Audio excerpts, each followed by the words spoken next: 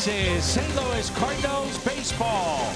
And tonight, from Busch Stadium, it's game number 2 of the 3-game series. The Miami Marlins and the St. Louis Cardinals.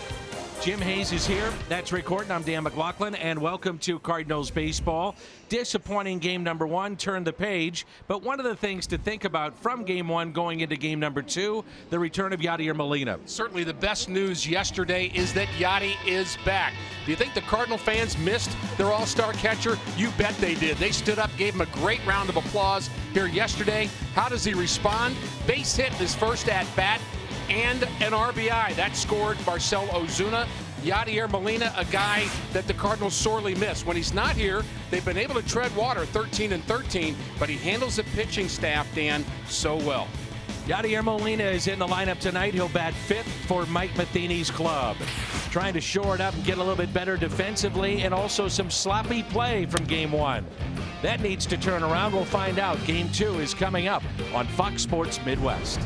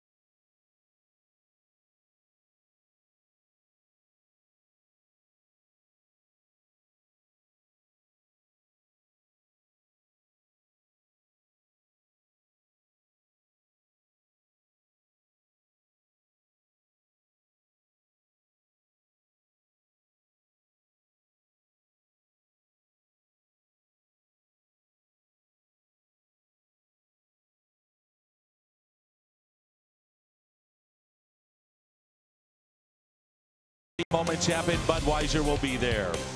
And by Chevrolet, the #1 selling brand in the St. Louis area. Find yours at your Mid-America Chevy dealer.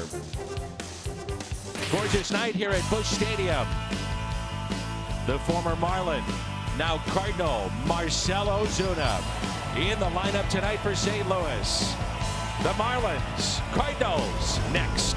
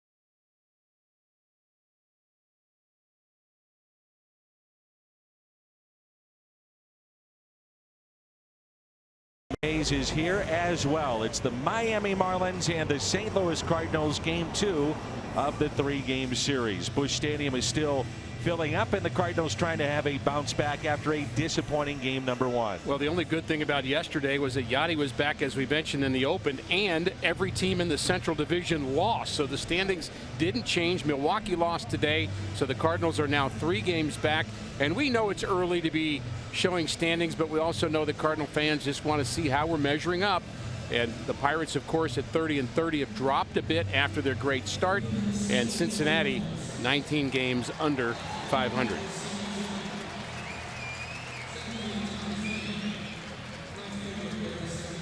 The Cardinals take to the field, and the former Marlin, Marcell Ozuna. We're waiting to highlight him, but come on, Marcell. Get to left field. We got a camera waiting there for you. That's Phil Nichols, who's in shallow left, and at some point, you know the crew chief, Joe West, is going to say, Marcell, take your position, and Phil, get out of here. Running out of time, isn't he? Right on time. There's a look at Jack Flaherty, his 7th start of the year. He's allowed 4 runs, and 3 of those earned. 5 innings, took a no decision his last start against the Pirates. Cardinals came back to win that game 10-8. Jack Flaherty, another example of a highly touted pitcher, drafted and really raised well in the Cardinal minor leagues. 59% fastballs, his Hyundai pitch arsenal. What you love about Jack Flaherty is he seems like he's got an old head sometimes. He just seems very calm and poised and kind of nonplussed at whatever's going on around him. And be interesting to see if he can bounce back. Not a terrible start last time, but not one of his typical starts we've seen from him. Native of Evansville, Indiana. Donnie Baseball, Don Mattingly. 8th season as a manager. Majority of that time spent with the Dodgers, now with the Marlins. And here's a look at his lineup with Starlin Castro at the top. Then Derek Dietrich, JT Realmuto, Justin Bour, Brian Anderson, Miguel Rojas, JT Riddle.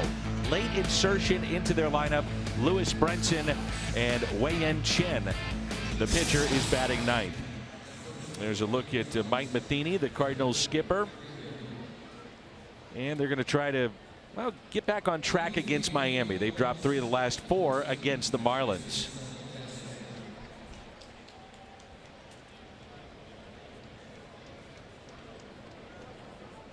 We get a note that tells us that Pat Hoberg is now the home plate umpire. So that's a late change prior to our first pitch.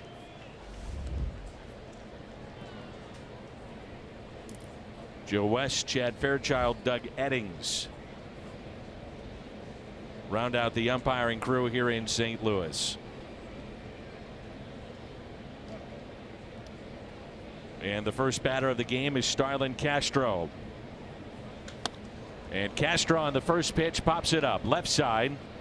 Munoz and Carpenter there. It'll be Munoz with the catch.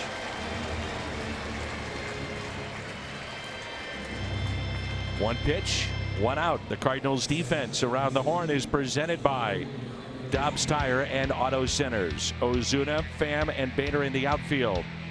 Carpenter, Munoz, Gyorko, Martinez along the infield, and Yadier Molina is behind the plate. The second place hitter for the Marlins is Derek Dietrich, and he's hitting .267.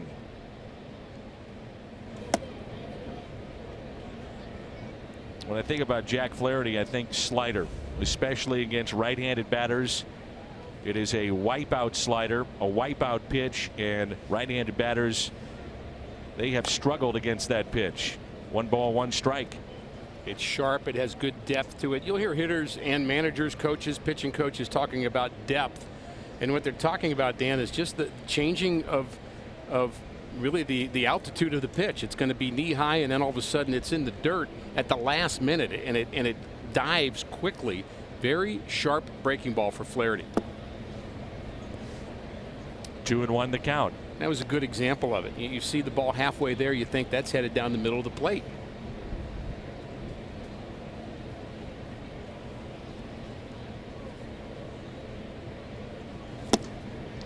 Two and two.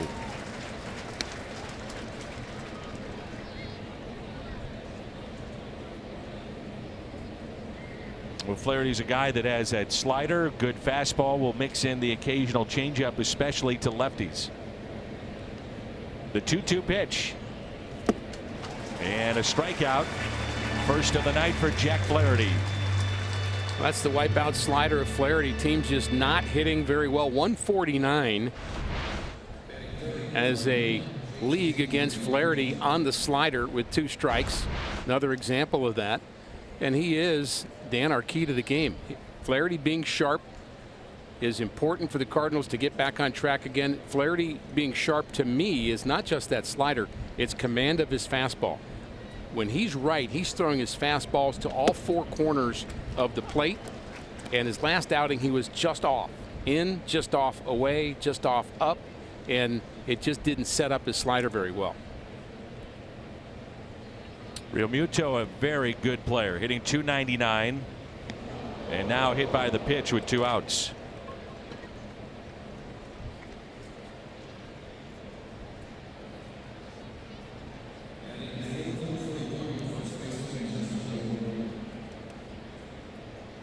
And it brings in Justin Bour, who has 10 home runs. He's driven in 26.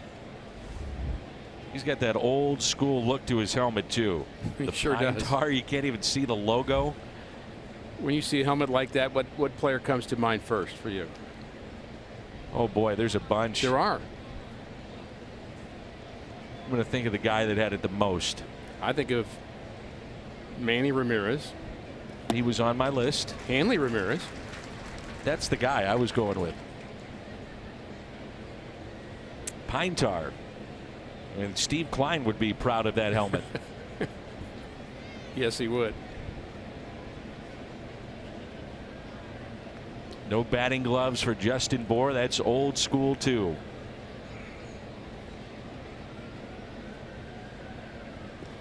Then I think about the guys that have it going all the way up basically the barrel of the bat.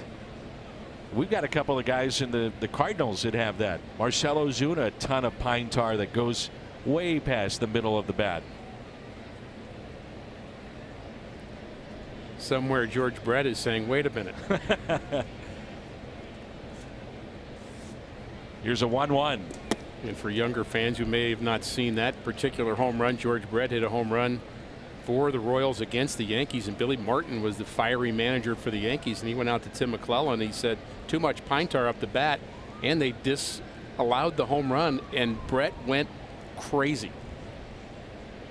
And he was saving that. He was waiting for the right time to do it. Billy Martin later told the story about it, that they had talked about anytime George Brett, if he's had a chance to beat us, and he does, we will essentially challenge, if you will. And the pine tar then on the bat is measured with the plate. Right. And so it went over the allotment that you can go, the length of the bat, and home run disallowed, and George Brett lost it. I'm just thankful the pitchers never use it. Sure, it never happens. The 2-2. Now, I'd like to say something here, because many times you'll tell our listeners, don't believe everything Dan says to you about me, meaning Yes. you. I don't just tell our listeners that. I mean, I tell everybody I meet that. But So, go ahead. I want to go back to your statement of the pitchers never using pine tar. Yeah, don't believe that. I don't quite believe that one either. You know what? I didn't believe myself. A lot of people believe it just should be a part of the game anyway. The 2-2. And a swing and a miss. A strikeout of Justin Bour. Miami strands a runner, and the Cardinals coming up in the home half of the first.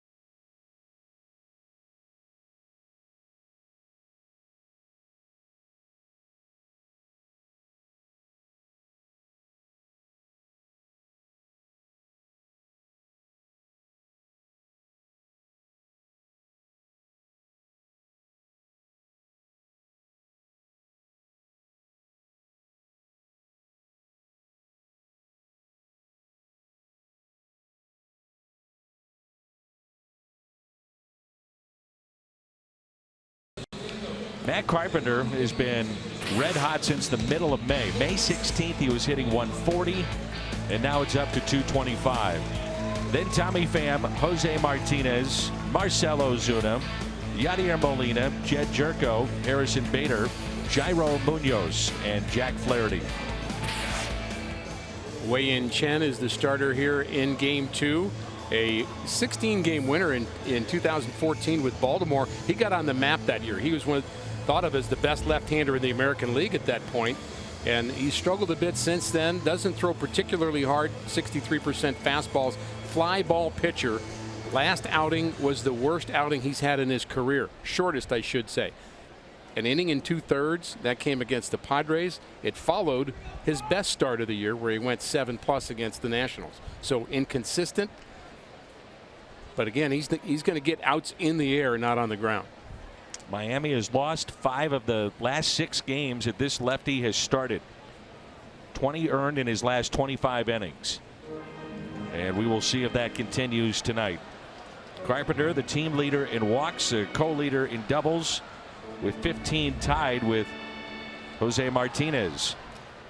We'd like to see a fast start offensively, wouldn't you? Yes. We saw Carpenter with 3 hits yesterday, and he did his part, but really a sloppy game all the way around. Base running mistakes. Cardinal pitchers walked 9 in the game. Errors. Collectively not good. And the 1-1 pitch to Carpenter.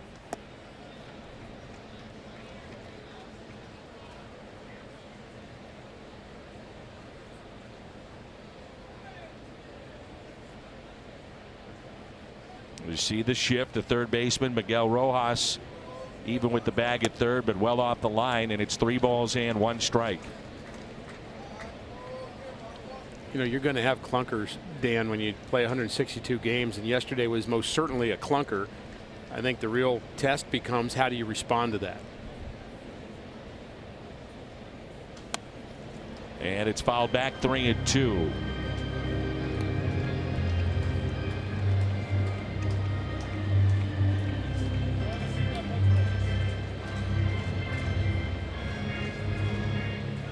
Sometimes you can feel it and see it coming. You had such a dramatic series in many ways against the Pirates in those 4 games, then an off day, and you got to amp it back up. Sometimes it's tough to do. I know fans will say, well, wait a minute, look at the Marlins. This is a team that is in rebuild mode, and the record isn't very good. And you have to remind yourself it's 162 games. Yeah, and you're just going to have them. Yeah, and they're big leaguers in their dugout, and this guy won, as I mentioned, 16 games 4 years ago. So again, he's not having a good season. He's only won 1 game, but he might be sharp today. You never know. Backing up a step or two, Starlin Castro on a hard hit ball. And Carpenter retired a 7-pitch at bat. Dietrich, Shuck, and Anderson in the outfield. Check that. Brinson in center. Rojas, Riddle, Castro, and Bohr along the infield. Remuto is behind the plate. J.B. Shuck was originally in the lineup and got scratched at the very last minute. So Lewis Brinson, who's one of their young star players of the future, is playing center field. Both of them pretty fast guys and very talented players. You know, Shuck is among one of the fastest players in the game, according to some metrics that I've read. Not the upside that Brinson has. JT Riddle retires Tommy Pham, and it brings in Jose Martinez. So far, 2 ground ball outs. Like I said, a fly ball pitcher, you're not going to see many ground balls. It happens. So it makes this game so much fun. Every single time you come to the ballpark, you will see something different. He actually has the highest fly ball percentage in the National League. Right. But again, sometimes people just regress towards the mean too. So 2 outs and nobody on. Jose Martinez. I'm rooting for strike 1. I'm rooting for a fly ball if he's going to make an out. Well, I'm thinking that too. You got a couple in actually, here that. How about a big fly? You got Martinez, you got Ozuna, Gyorko, Bader. Here's the 0-1. We were talking before the game, and there's a look at some of the numbers that you referenced, but the fact is, Marlins have a lot of money that's either on the DL or they're paying former players. Ill-advised contracts that have come back to bite them. Roughly about $60 million of their payroll is going to players that aren't on the roster right now.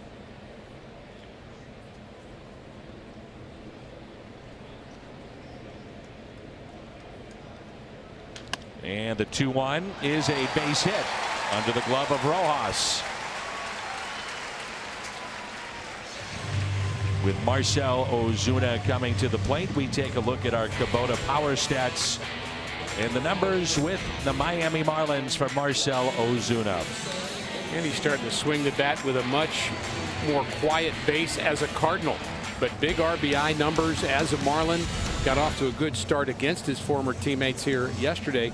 And, you know, as we talk about any number in this series, Dan, this thought came to my mind of, well, what is Martinez against Chen? And, oh, he hasn't seen him yet. Of course he's seen him, because we play him 55,000 times in spring training and have done that every year, sharing the same ballpark. So the numbers that we have are just in-season numbers, and they don't count actually the number of times a pitcher and a catcher have squared off. One of the things we've seen with Ozuna, a cut down in his strikeouts. Last 15 games, he's only struck out twice. First 39 games, 40 times.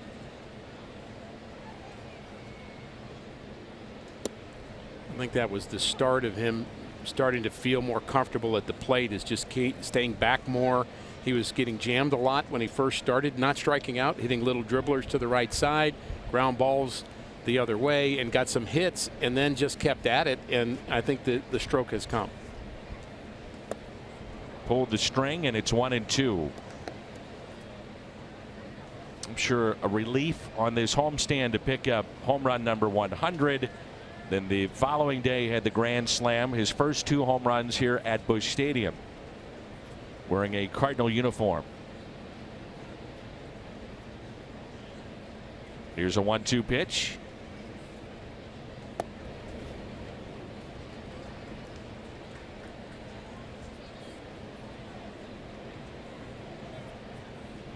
Think about what a modern ball player has to deal with, Dan. I would say 30 years ago, players wouldn't have known when their 100th home run was coming up, or had they hit it yet. I mean, there was not much attention, but there's attention on everything right now.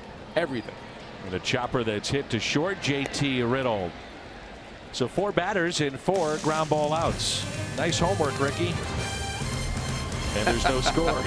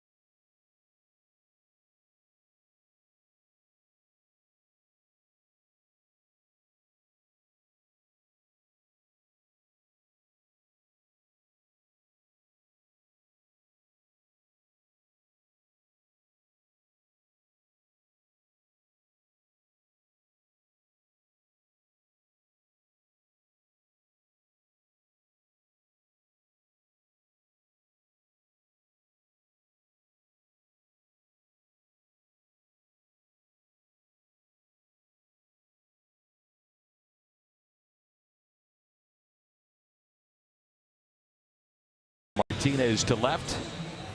As you get a look at Mike Maddox, the Cardinals pitching coach.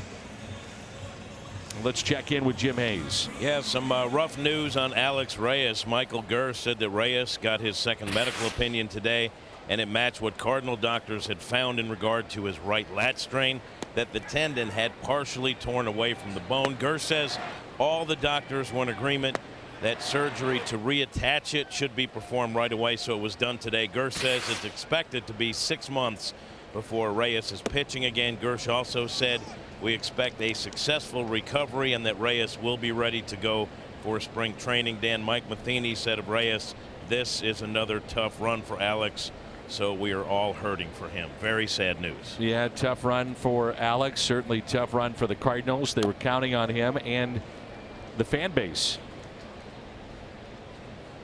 That's Brian Anderson at the plate as he hit the deck. Well, Reyes, I think, was sorely missed last year, and he went to spring training, and there were some hopes of him being maybe a number 2, number 3 starter for the Cardinals, putting in a lot of innings, being a big-time winner. And when he got hurt the first time, I thought that was a blow that the Cardinals really never overcame last year. And they finished just a few games out and were in it down to that last week. But I think if they'd have had Reyes, it would have been a different story. So this year, you just add insult to injury, really add injury to injury by him being hurt again. That's just tough news. No two ways about it. Here's the 0-2 pitch. You know, the Cardinals have gotten so much from their minor leagues. Think about Jordan Hicks. Ryan Helsley is close. Austin Gomber is here.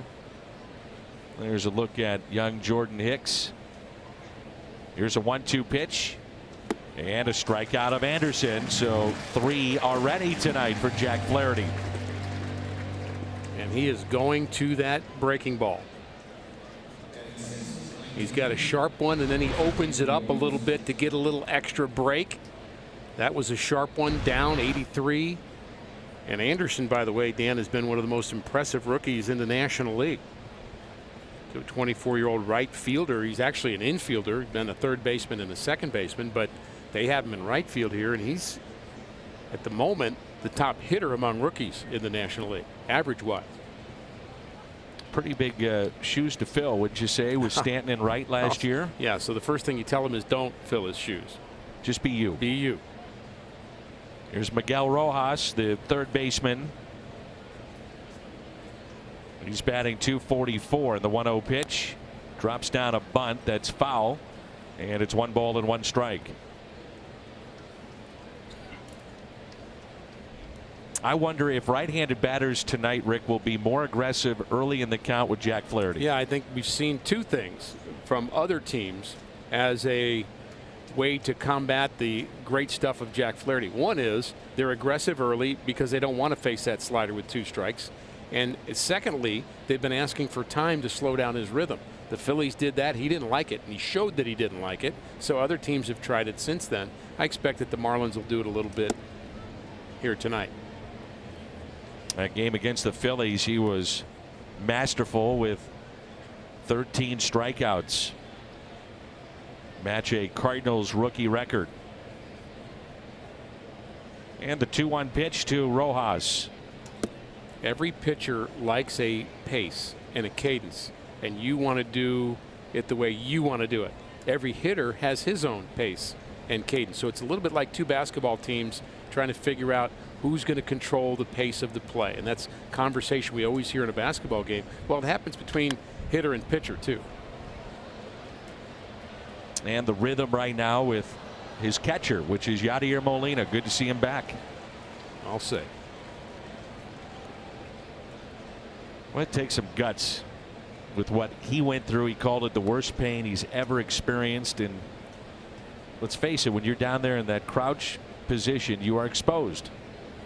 It's a hard position. It takes guts to get back there.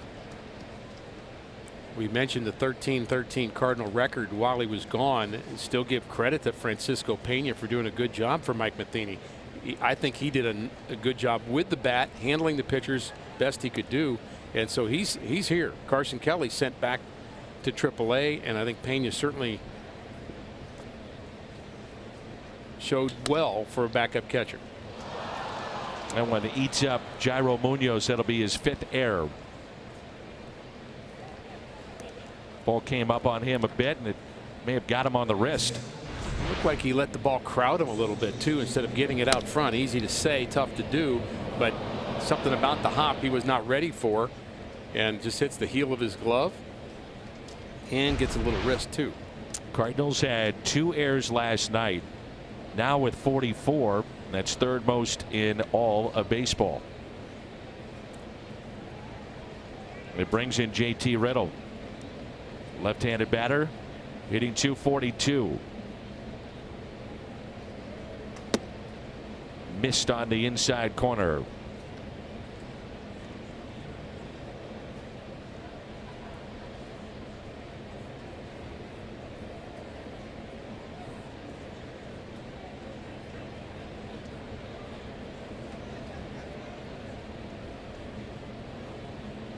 Outfield is straight away with 1 out, and the 1-0 pitch, Flaherty to Riddle. Line to left, and there's Ozuna with the catch.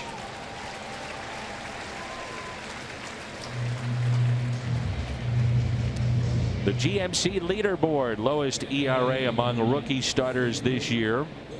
And Jack Flaherty, number 2 on that board, 2.62.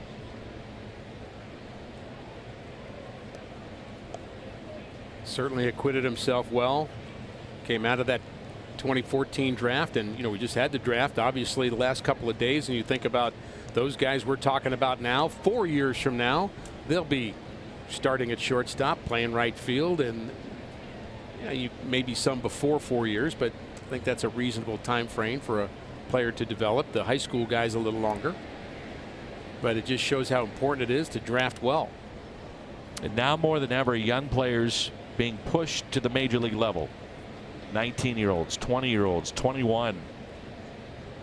It's a premium on young talent, and you think about getting to 31, 32 years of age, and that's considered an older player in the game today. So 2 outs and 1 on. And that's tap foul. Brinson hitting 161, 3rd lowest among all major league qualifiers. One other thing about the Munoz error that we don't probably point out enough is how many more pitches will Jack Flaherty throw this inning? He should be on the bench right now. And I'm not picking on Munoz. It's just the reality of how I'm just pointing out how defense and pitching go hand in hand. Defensive plays, when they're great plays, they help their pitcher. But if you make an error, you prolong the inning.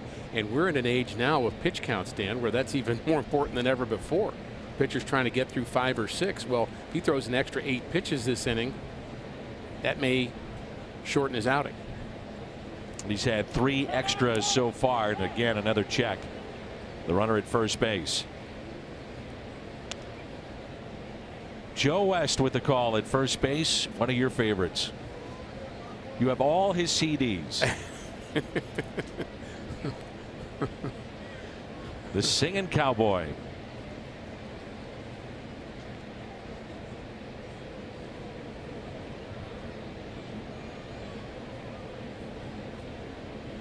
Here's an 0-1 pitch to Brinson.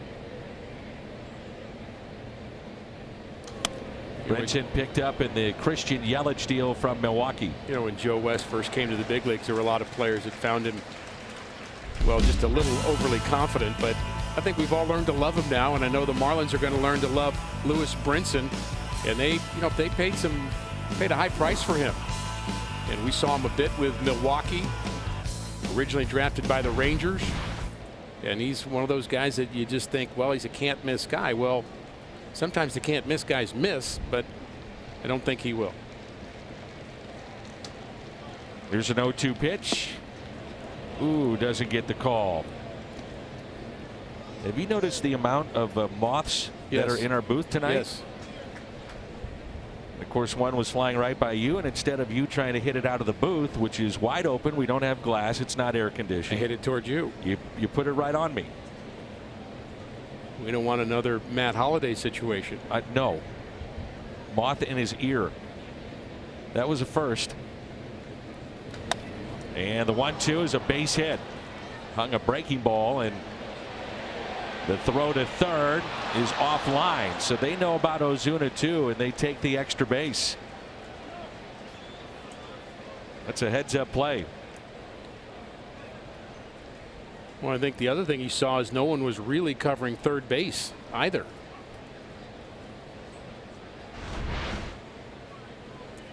That's a breaking ball up. It's a mistake, and Brinson gets it. So because Carpenter has to go for the ball, there's nobody on third base. So Munoz has to be the one to try to get to the bag. So heads up base running indeed. Wei-Yin Chen hitting 182. No homers, is driven in 2.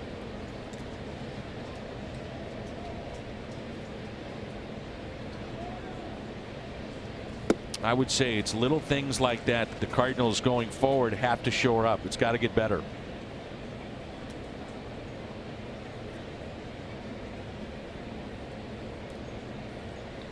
Might count 5 extra pitches now. And Chen puts it in play to Munoz. And Miami will strand a pair. Yadier Molina is coming up.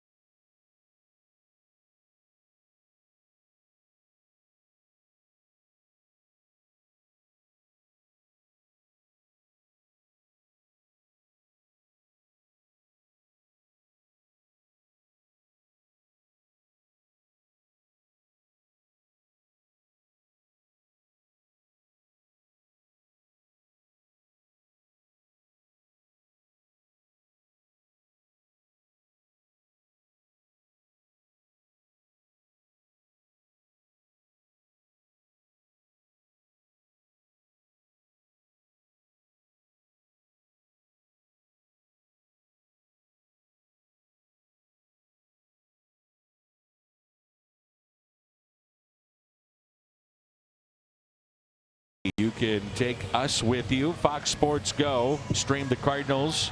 It's presented by T-Mobile.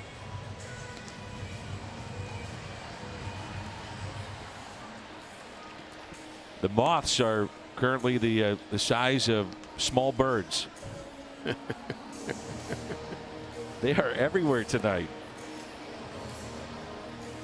You know, there's some attendance news to tell you about concerning the St. Louis Cardinals, and it is remarkable year after year the amount of people coming through the turnstiles and supporting the St. Louis Cardinals.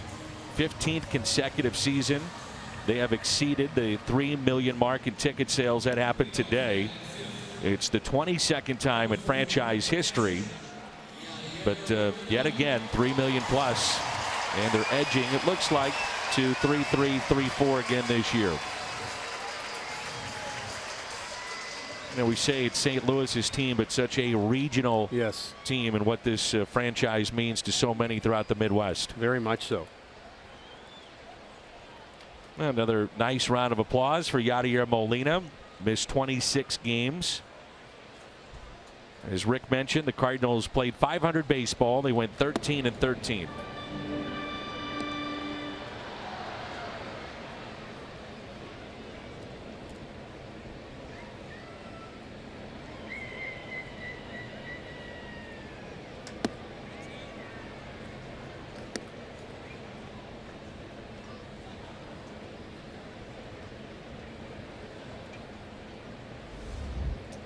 Molina, first time up last night, back in action, and a base hit that scored Marcell Ozuna.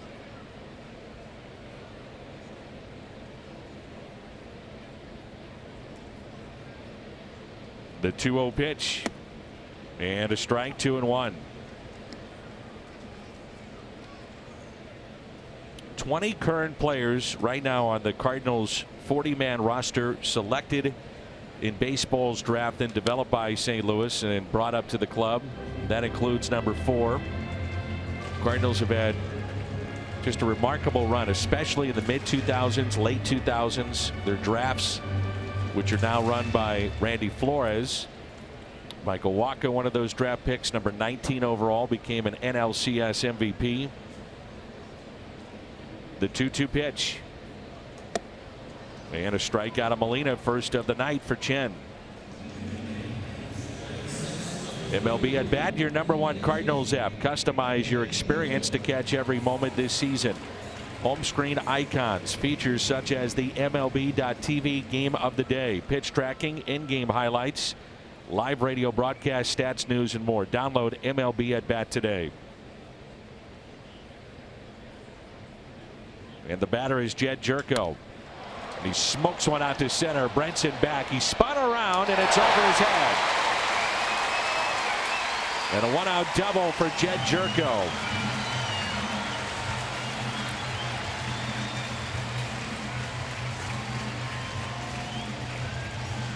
Well, Brinson is billed as a plus defender, but this is error number 6 for him. It's not an error, but he has 5 errors.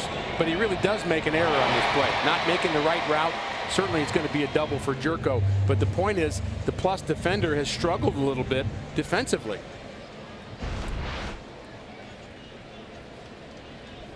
I think I swallowed one of those moths.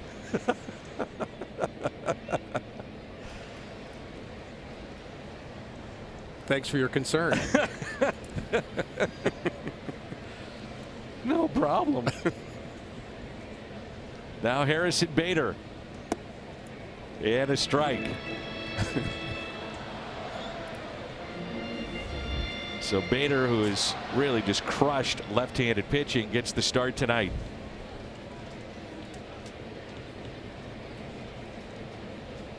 A short lead at second base. That's Jed Gyorko. And the 0-1.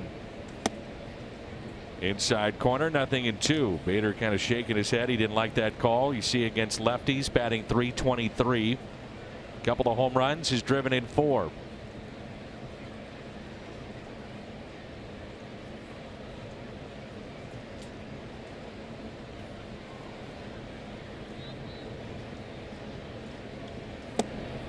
Ooh, almost hit by that pitch. How did it not hit him? He leaned into it a little bit, but I'd much rather watch Bader hit anyway. He's been, to me, one of the more exciting Cardinal players of 2018. Puts it in play. You know he's hustling. The throw, and they just get him by a step. Boy, he gets down the line. That's part of that excitement that you're talking about, the way he can run. Arquilla drive to success. Jairo Munoz as a starter this year. 14 starts, a .320 average, couple of home runs, and he's driven in 11.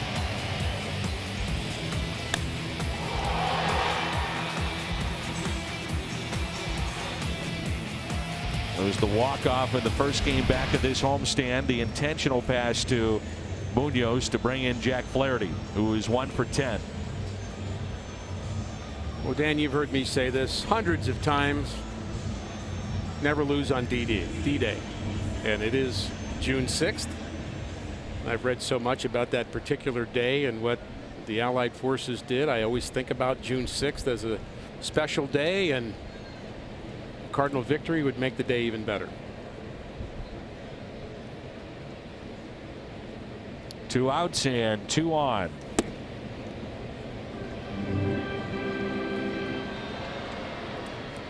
At some point tonight, the Cardinals will recognize a veteran of our armed services, and could be World War II, could be from Vietnam, could be what's happening now.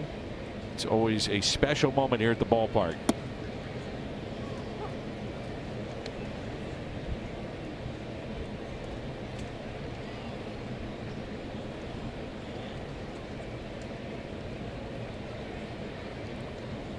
It's Luke Gregerson there on the right, and Luke is close to heading out on another rehab assignment.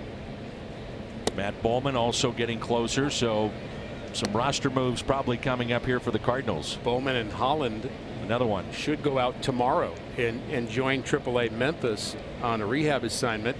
Both Matt Bowman and Greg Holland, and the Cardinals certainly looking for some answers in the 7th and 8th innings. More answers, let's put it that way. And maybe it'll come from them.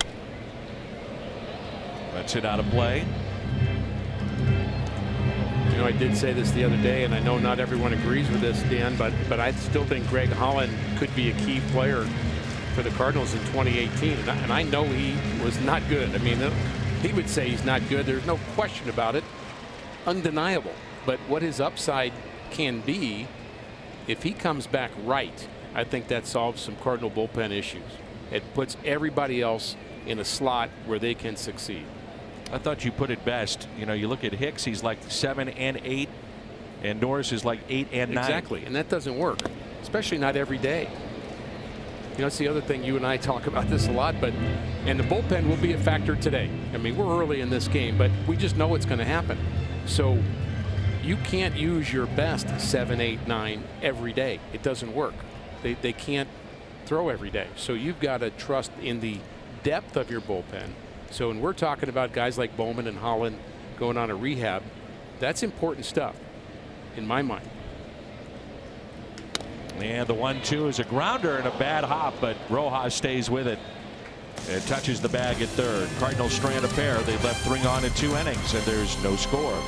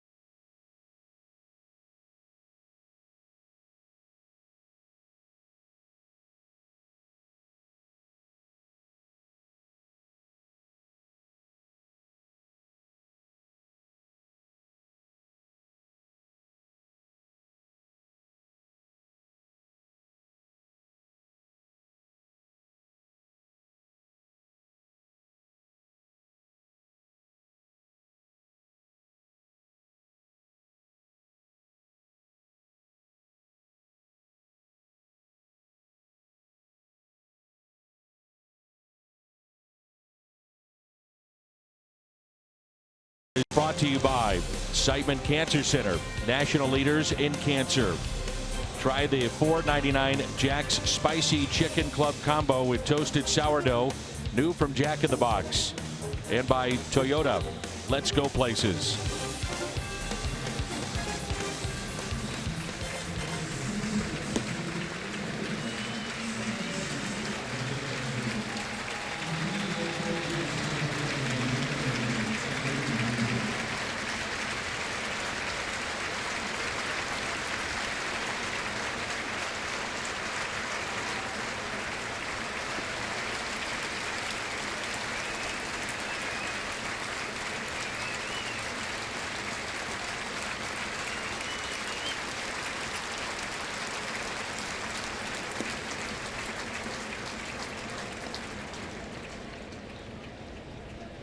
A sad and a touching moment. I know that many have reported this throughout the Midwest.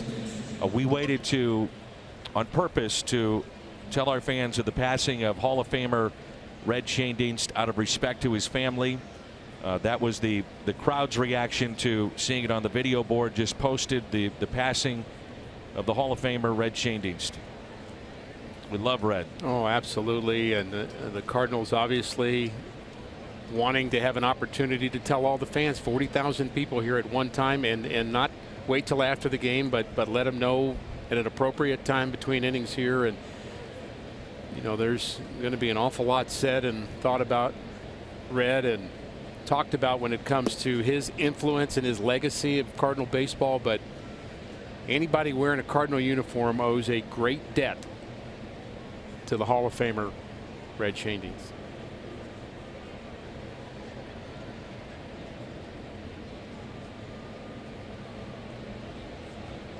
Here's a 1-0 pitch to Starlin Castro. During the commercial break, they did make the announcement, posted the picture on the video board of Red. 19 seasons, nearly 2,500 hits, 15 of the 19 seasons spent with the Cardinals. He's a 10-time All-Star. And he literally waited outside Union Station for a chance to sign with the St. Louis Cardinals. Slept on a bench outside of Union Station. Didn't have money for a hotel. Wanted the dream of being a Cardinal. Lived the dream of being a Cardinal. Lived the dream of being a Cardinal manager. Lived the dream of being a Cardinal World Series manager. And a Hall of Famer. And one of the sweetest guys you could know.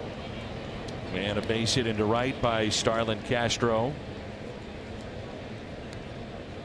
One of the amazing stories that Red told me, and it's, you know, some people know it, some may not, but while working on a fence, he suffered a serious injury to his left eye. It was with a nail, and doctors recommended removal of his eye. And he found out there was a non-surgical treatment that he could use that would work. Did not have great vision, and yet still became a major league player. Had constant headaches, he told me, years of rehab. Very hard to pick up a breaking pitch, but still would find a way to do it. And there's nothing that we could say any more than what you just said in terms of what a great human being he was. He was class personified. Red Schoendienst. You know, I would add, Dan, that he's one of those people that people would ask you, what's the first thing you think about Red? And I would say all the time, I've never seen him or heard him say anything negative about somebody else. There's a high fly ball into right. Bader back at the wall, and it's gone. A 2-run homer, Derek Dietrich, and it's 2-0 Miami.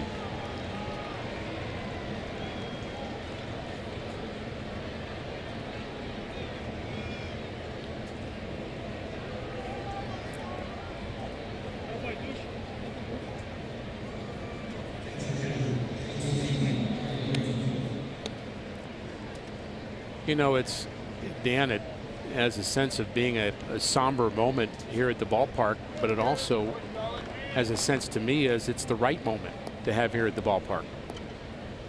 Not the right moment to just kind of go on and play ball and say, okay, well, who's up now and what's the score. And not that the game doesn't matter, and the fans here, of course, want to see baseball, but you're talking about really since the passing of Stan Musial, Red, to me, the most iconic Cardinal of them all. And of course, they were great buddies, teammates, friends, roommates. So just at least, Dan, on behalf of you and me, we certainly wish to the Schoendienst family and friends and all around him just peace and comfort at this time, and certainly want to extend our condolences. That's into right center, cut off by Bader. Throw back into the infield. Realmuto, who can really run, jogs in with a double. So a single, 2-run homer, and now a double.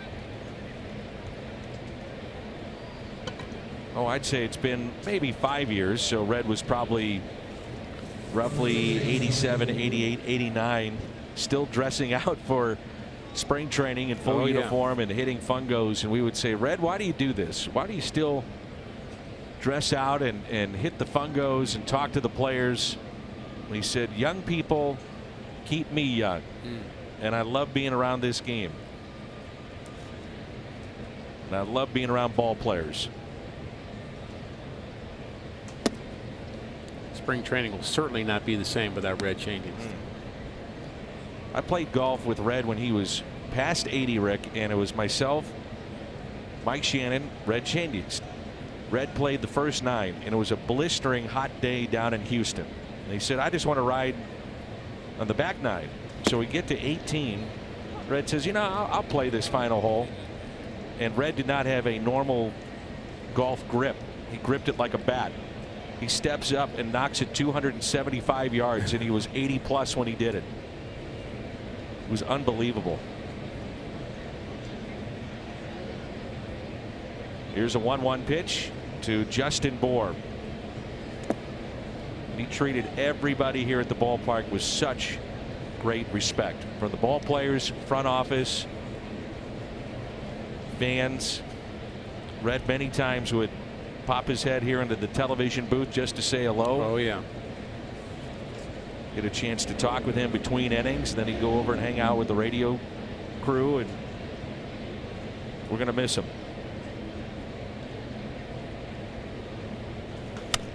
And a grounder that's pulled foul.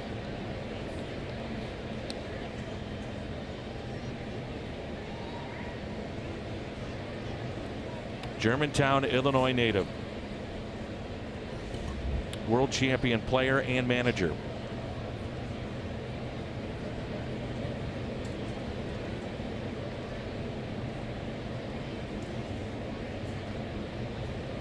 Red was 95. He was survived by his 4 children, Colleen, Kathleen, Eileen, and Kevin. 8 living grandchildren. He had a total of 10. 7 great grandchildren. And Red was the oldest living member of the National Baseball Hall of Fame. Touched many, many lives.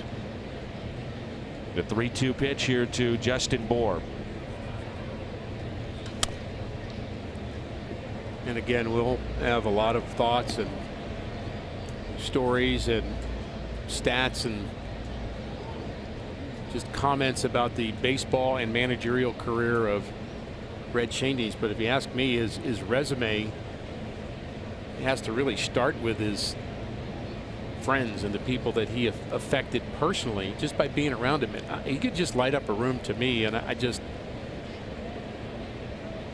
hard to convey just how special a man he was. Forget the baseball part. Off of Flaherty, kept on the infield by Munoz. And quickly the medical team will check on Jack Flaherty. That line drive looked to be off his back, maybe the lower portion of his back. That's 4 consecutive base hits. And hit hard too. And if it wasn't his lower back, it might have been a little bit lower and a little fleshier area. I think that would be a good thing, actually. There's the pitch up in the zone, not really the location he wanted, and right in his wallet.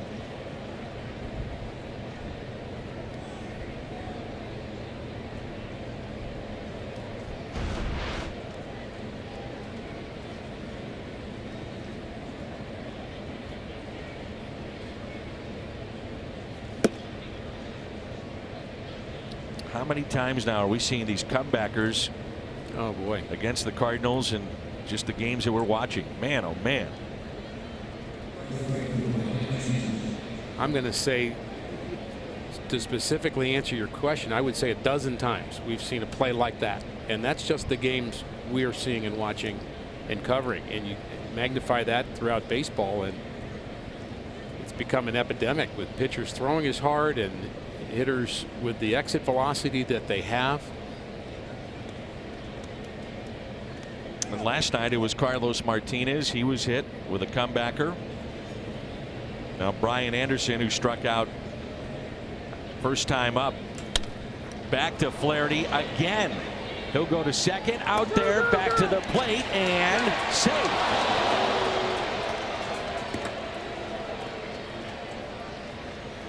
Real Muto scores the third run of the game for the Marlins. When Flaherty knocks this down, he does check the runner at third, but maybe not enough, and not turning his head. He got the lead runner at second base, but the real lead runner at third, Real Muto, sneaks in a perfect slide. Really nicely done by Real Muto. So now a runner at first, and Miguel Rojas, the batter, reached on an error back in the second inning. If he fields it cleanly, you probably have two and maybe a runner that's still at third base. It's a fielder's choice and an RBI.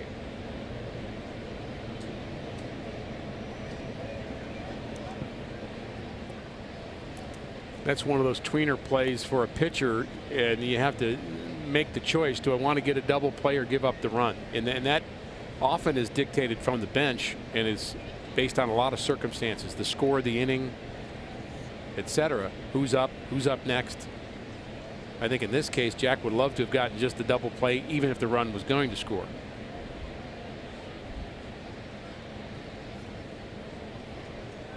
So one out and a runner at first base, and already now a 3-0 lead for Miami. And the runner at third, Real Muto, had he fielded it cleanly, he would have taken off right away to make sure he either drew the throw and got the one out just to keep from getting the double play.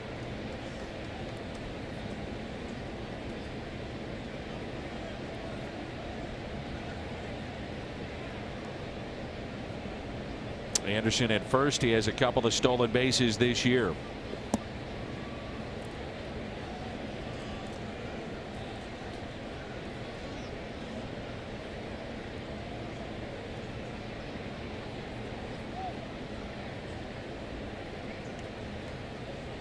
Some of these pitches this inning from Flaherty have been up, not seeing the sharp break on the slider. And the 1-0 pitch now to Miguel Rojas. 1 ball, 1 strike. You just have to stop the bleeding and just kind of move on from this inning if you're Flaherty, but it just hasn't been good right from pitch 1 in this inning. A lot of hard hit balls.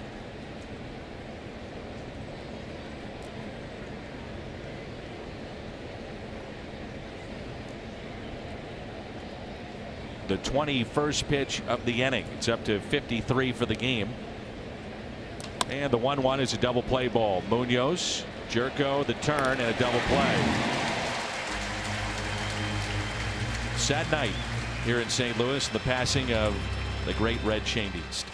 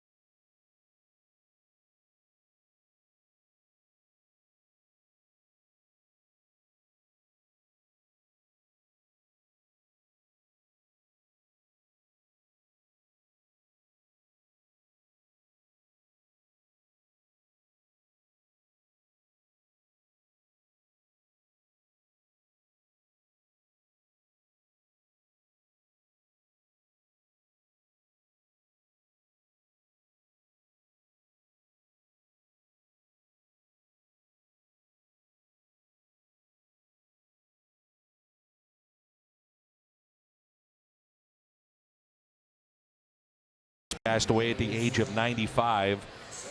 Tim Trokey is the producer for our post-game and pre-game shows, and he said that there'll be a beautiful piece that's been voiced by Tim McCarver coming up after the game. Tim, of course, played under Red and those great teams in the 1960s, and we had the 67 reunion from a year ago and 68 just a couple of weeks ago, and I did a lot of those interviews with the players, the former players.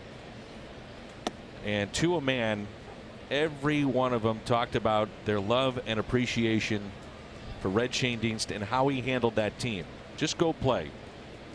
Just go play is exactly how he was as a manager. He always said that, well, how are you going to decide who makes the team? And he says, well, the players will eliminate themselves. That's what he loved to say. And so the bad players eliminate themselves and the good players get it done. So you just let them play and you keep playing the good players. I mean, you hate to say that. I mean, that's simple, Dan, but that's kind of how it is. It's in a nutshell, isn't it?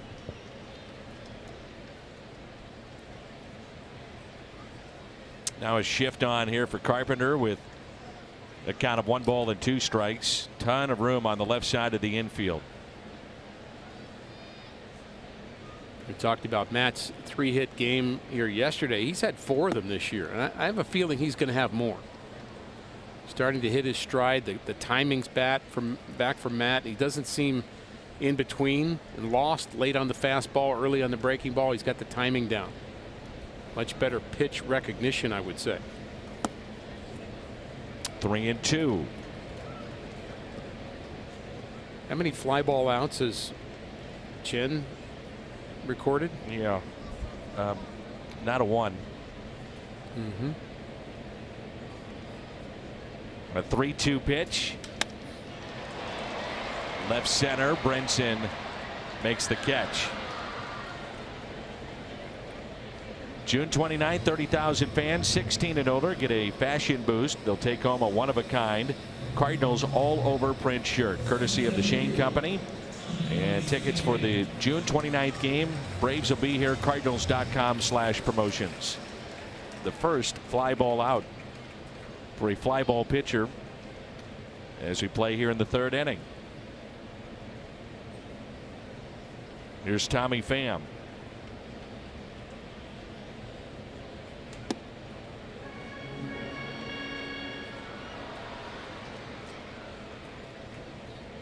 It's a young Marlins fan, made his way to St. Louis.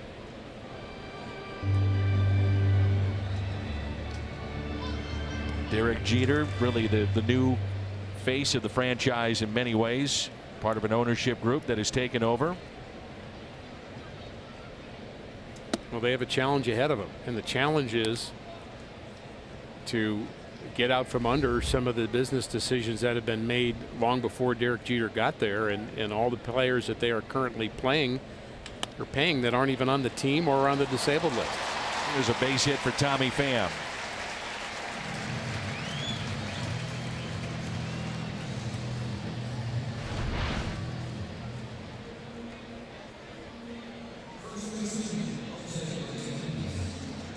Tommy's hit into some bad luck lately. It has not been a good couple of weeks for Tommy offensively, but he certainly deserved one of those to find a hole. He hit that ball hard.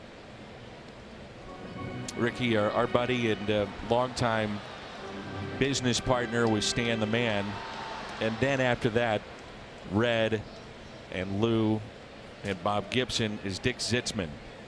And just got a text from Dick, and he said Stan and Red, the 2 most decent players and human beings I have ever met. He said, I know firsthand. And Dick and to Red's friends, we're thinking about you tonight too. Very well said, and certainly think about the people that were close to Red, and they're grieving at the moment. And a fly ball into left, and that ball will get down. Tommy Pham racing to third, and Pham will score. It's an RBI double for Jose Martinez, and the Cardinals get on the board to make it 3-1.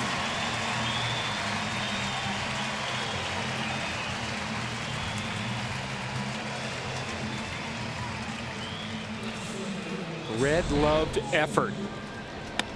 the base hit in the corner by Martinez, but the effort of Tommy Pham, he was not going to be denied. He was flying around the base paths. He was going to score, and he wasn't going to really listen to what Jose Oquendo had to say. He had it in his mind to score and pick up that RBI for Jose. You know, you bring up an interesting point as now the tying run comes to the plate. We used to see it all the time, in particular with Albert Pujols. Albert Pujols would round third, and Jose Oquendo would be emphatic in trying to put up a stop sign. But it really wasn't meant to stop Albert Pujols. It was more of a decoy. And that's being done with some of the players now. And I believe that happened last night. I believe he did not stop Jose Ozuna last night. I believe he stopped the left fielder from throwing him out. And I hadn't had a chance to corroborate that with Jose, but I know Jose is famous for that. He did it with Albert all the time, as you mentioned. Put up the hands, because what happens is the outfielder relaxes. Oh, he's not going, and that split-second difference. So what Jose's doing is he's putting his hands up, stopping him, but he's yelling to Ozuna, go, go, go, in Spanish. So I know it's been reported that Ozuna ran through the stop sign. I'm not so sure about that. Here's a 1-1 pitch to Ozuna inside, and it's 2-1. So second time through this lineup for Chen, and let's see if the Cardinals can't get to him.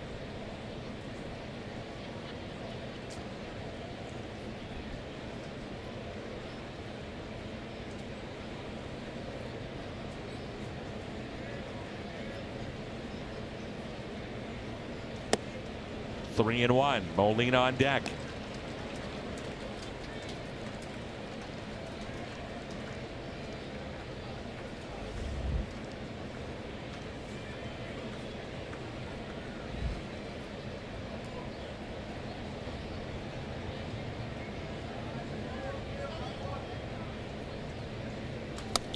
Ooh, that was a hanger. Sure was.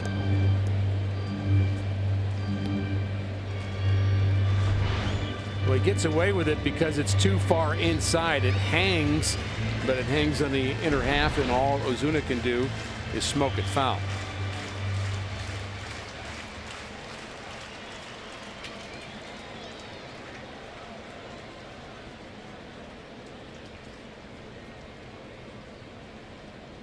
And a 3-2 pitch to Marcell Ozuna.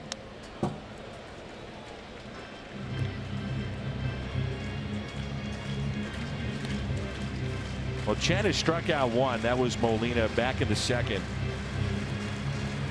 And I'm not saying he won't strike out Marcell Ozuna, but right now it looks like his stuff is not the kind of put away stuff that you think about. No, and Ozuna is much more locked in with his swing. Certainly an opportunity here for the Cardinals. They're already back in it by picking up a run, get the momentum back in their way, but I'd like to get that run in from second base as well. The 3-2. Ozuna with a drive out to deep right field. And the catch is made the middle of the track. And Jose Martinez is standing at second.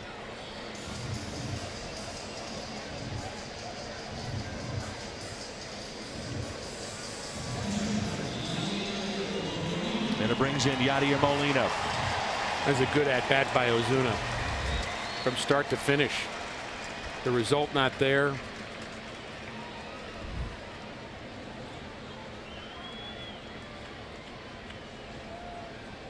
And with 2 outs, runner at second base.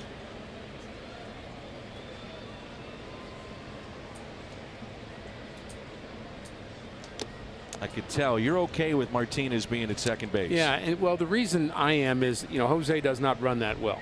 And if he goes back like that, drops that ball, picks it up, and Jose doesn't score, I'm more concerned about that, because that was deemed in his mind to be a tough play.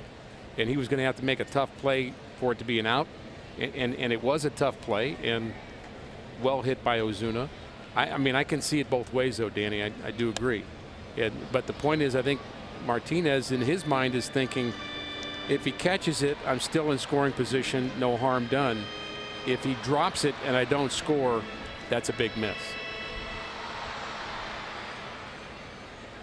He's swatting away those moths, too. That's because you swatted him down there. No problem. Get him out of here.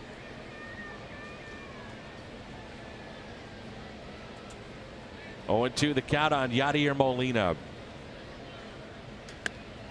Jammed him. Slowly hit to Rojas.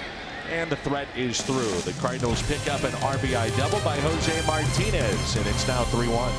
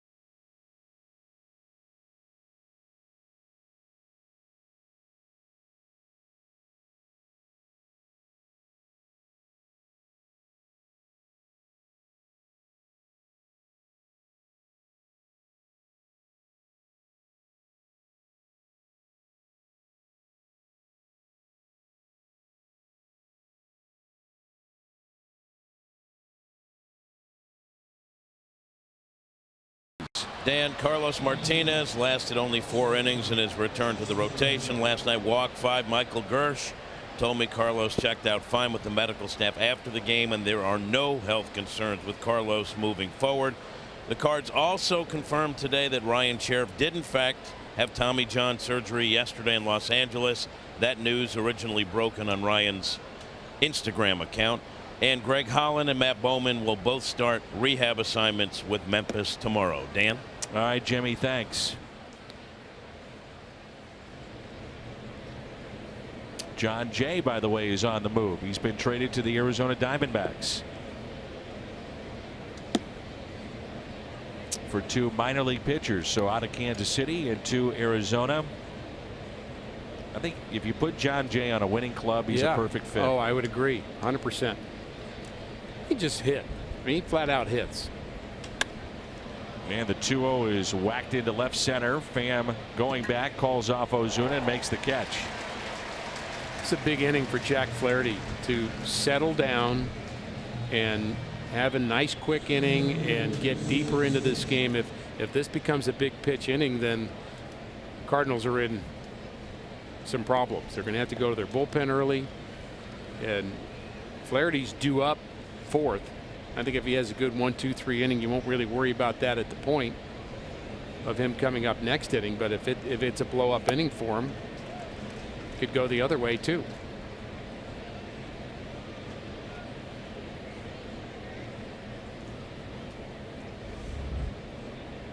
Lewis Brinson single to left back in the 2nd inning. Another good slider, nothing at 2. Rick, what were you doing? Because I know, but I'm going to ask you, what were you doing this date a year ago? I'm going to guess Cardinal baseball. Yes. Okay. This date a year ago, was I with you? No, sir. You were on the road in a historic night in baseball. Huh.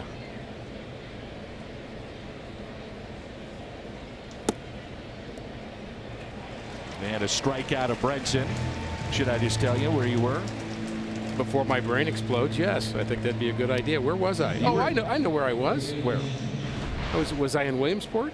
No, sir. Oh. That was later in the year. I had your schedule on my calendar. Yeah, I can just look on my phone here, but I'll just rather have you tell me.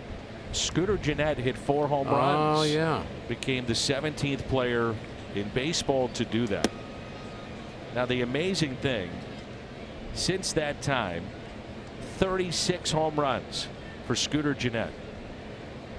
332 total bases. That trails only Nolan Arenado and Charlie Blackmon. I mean, Scooter Gennett has turned out to be one heck of a player for the Reds. He sure has. He was really cast off by the Brewers as just a guy. And we have a replacement for him. We have VR in the wings. He's going to be our second baseman. And yet Gennett just continues to rake. And now you think about Votto Gennett back to back. That's tough. Yeah. And that's where an injury like Ryan Sheriff becomes even more important for the Cardinals when you think about the Central Division and the lefty bats that you have to get out. We'll see that this weekend with Votto and Scooter Gennett. And a strikeout back to back. And that's 5 for Jack Flaherty tonight. 1, 2, 3 go the Marlins.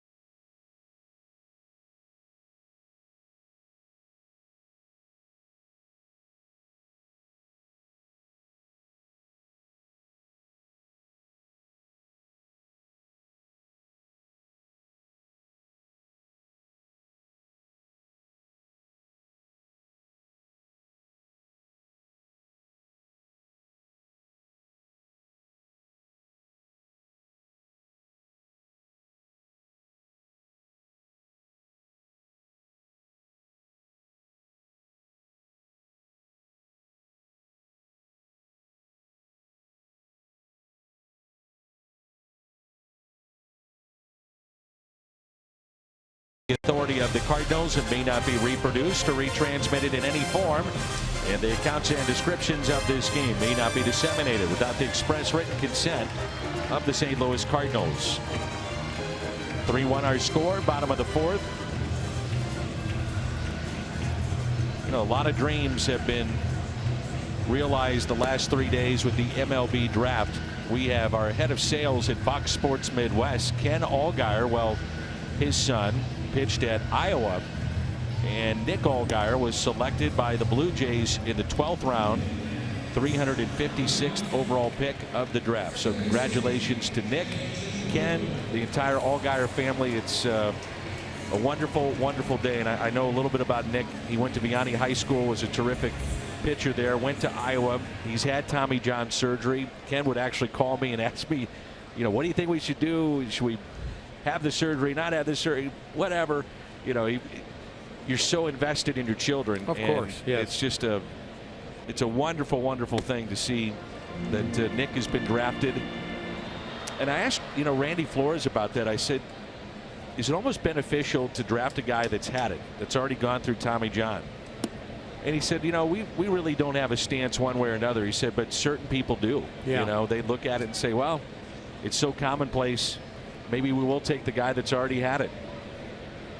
But regardless, congratulations to Ken Allgaier and his son Nick on heading to pro baseball. Absolutely. You know, having Tommy John doesn't necessarily mean you wouldn't end up having it again. I mean, that's right. Happens sometimes. Not often, but it happens. That's yanked foul down the left field line by Jed Gyorko. So the draft certainly something to be excited about, and those names that are just names to us now will be a lot more than that as time goes on, and they may be players that come to St. Louis and wear the birds on the bat, or they could be chips to use to get in Marcell Ozuna down the road. You get valuable players, you develop them the best you can, and then you coach them up, and you hope that by the time they get to the big leagues, they're ready and they just take off.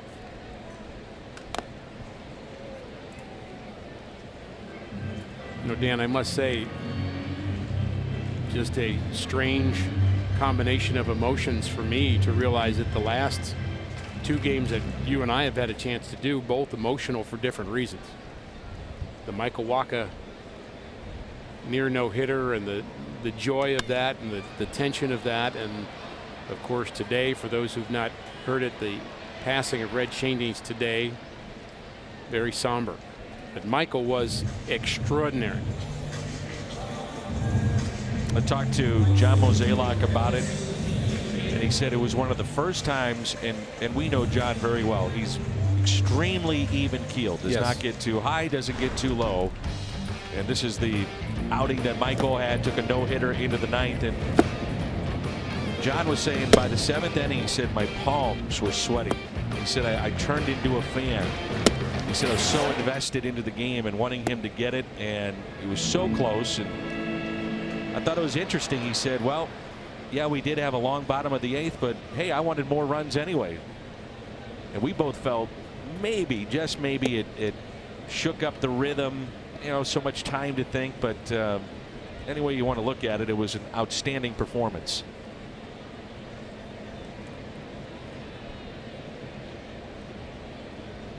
Here's the 0-2 pitch, and Bader rips it into right center field, and that ball is down. Bader to second, and he'll stop there with a 1-out double, and he's 1 for 2.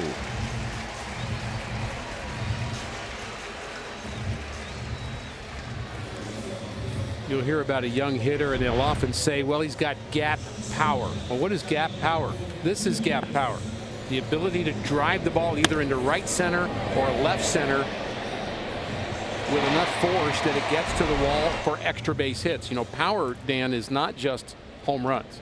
That was a power stroke by Bader. It gets him in the scoring position, one swing of the bat. And to me, I think doubles, triples, and home runs are all power numbers. We are enamored by the home run, just as we are enamored by the strikeout, but the game has a lot more nuances to it than that. There's Jairo Munoz, and a soft liner. It was Bader's first hit this month. He was 0 for 9, and it came on an 0-2 pitch.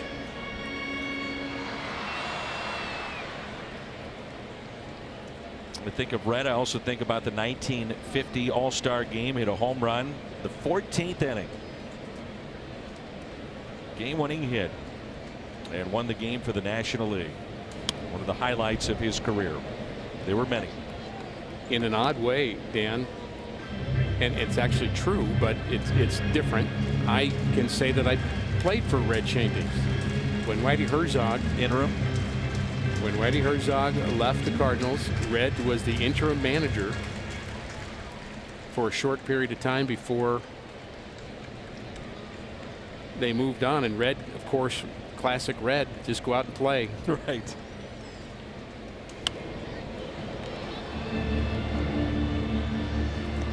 Well, even a guy like Bobby Tolan, who I talked to, who turned out to be a very good player and was when he was in St. Louis, but he was boxed in because of great players ahead of him. And he said, you know, you could look at my situation back then and be really frustrated you're not playing, but how could you be when you had Maris and Shannon, Javier? You know, he could play the outfield, infield, he could do a little bit of everything. And he said it wasn't Red's fault as Bader moves from second to third. He said, as a matter of fact, Red was absolutely outstanding in my situation. Is still making me feel a part of the team, wanted, important. And he said, when I think of Red Schoendienst, he said, I love the man.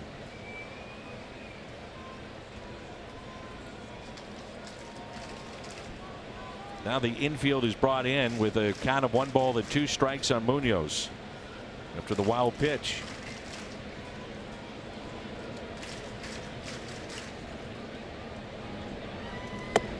The check swing did not go. With the pitcher on deck, I wonder if they were tempted at all to walk Munoz, which is what they did the last time.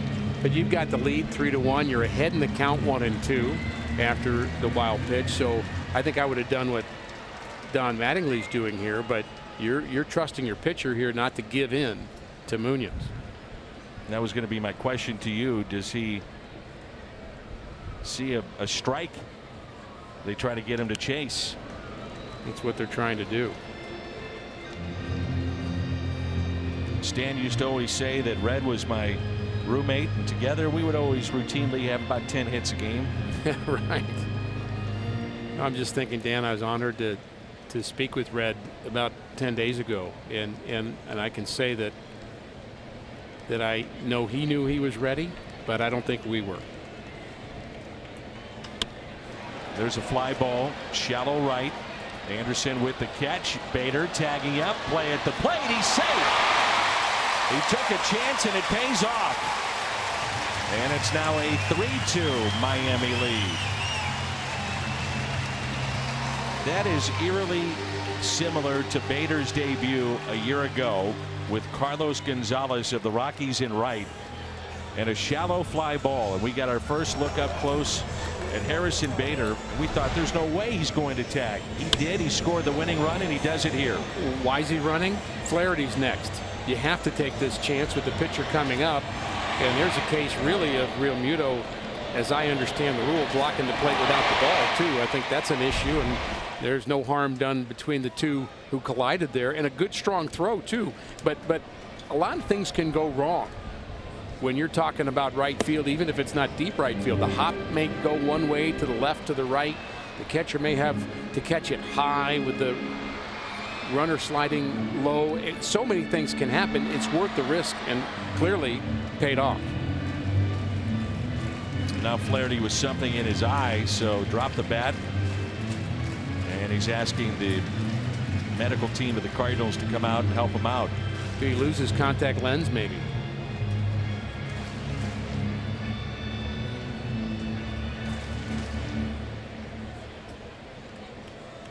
It sure is. There's That's the his contact lens. Yep. Well, with some dirt on it, I assume he's not going to put that in his eye. And I'm not sure what you do here. Do you just go ahead and hit without it, or do you just bring out the saline solution and go to work? I guess that's what you do.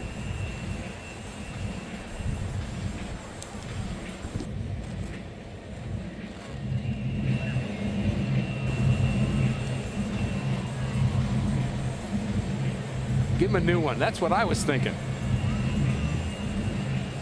Looked like the disposable kind, which, you know, putting in a contact lens, Dan, is a little bit of pressure, but when 40,000 people are waiting for you to hit, it's a lot. It's not that easy to stick that finger in that eye. Yeah, take your time, Jack.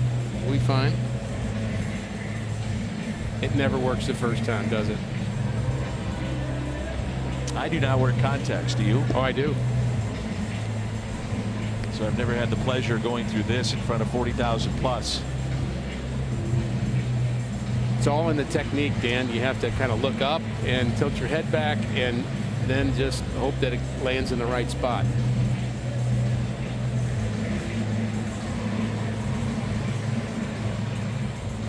A mirror would help.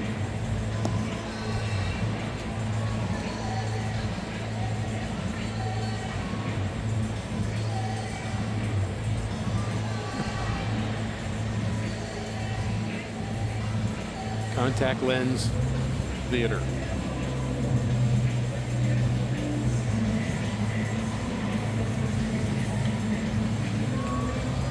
All right, he's ready to roll. He's saying, you know what, hitting's tough enough, but if I can't see, it's really tough. No balls and a strike on Flaherty with 2 outs. Of course, what do? You spin a breaking ball up there. I know that blinking feeling too, so it's not quite right. The vision's not quite there, and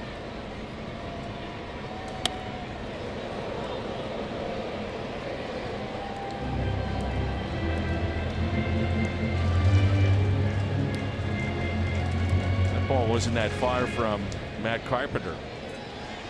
Goodness.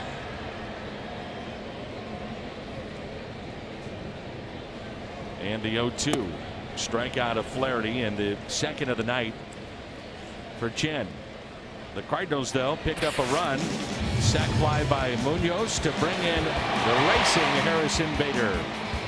And it's now 3-2.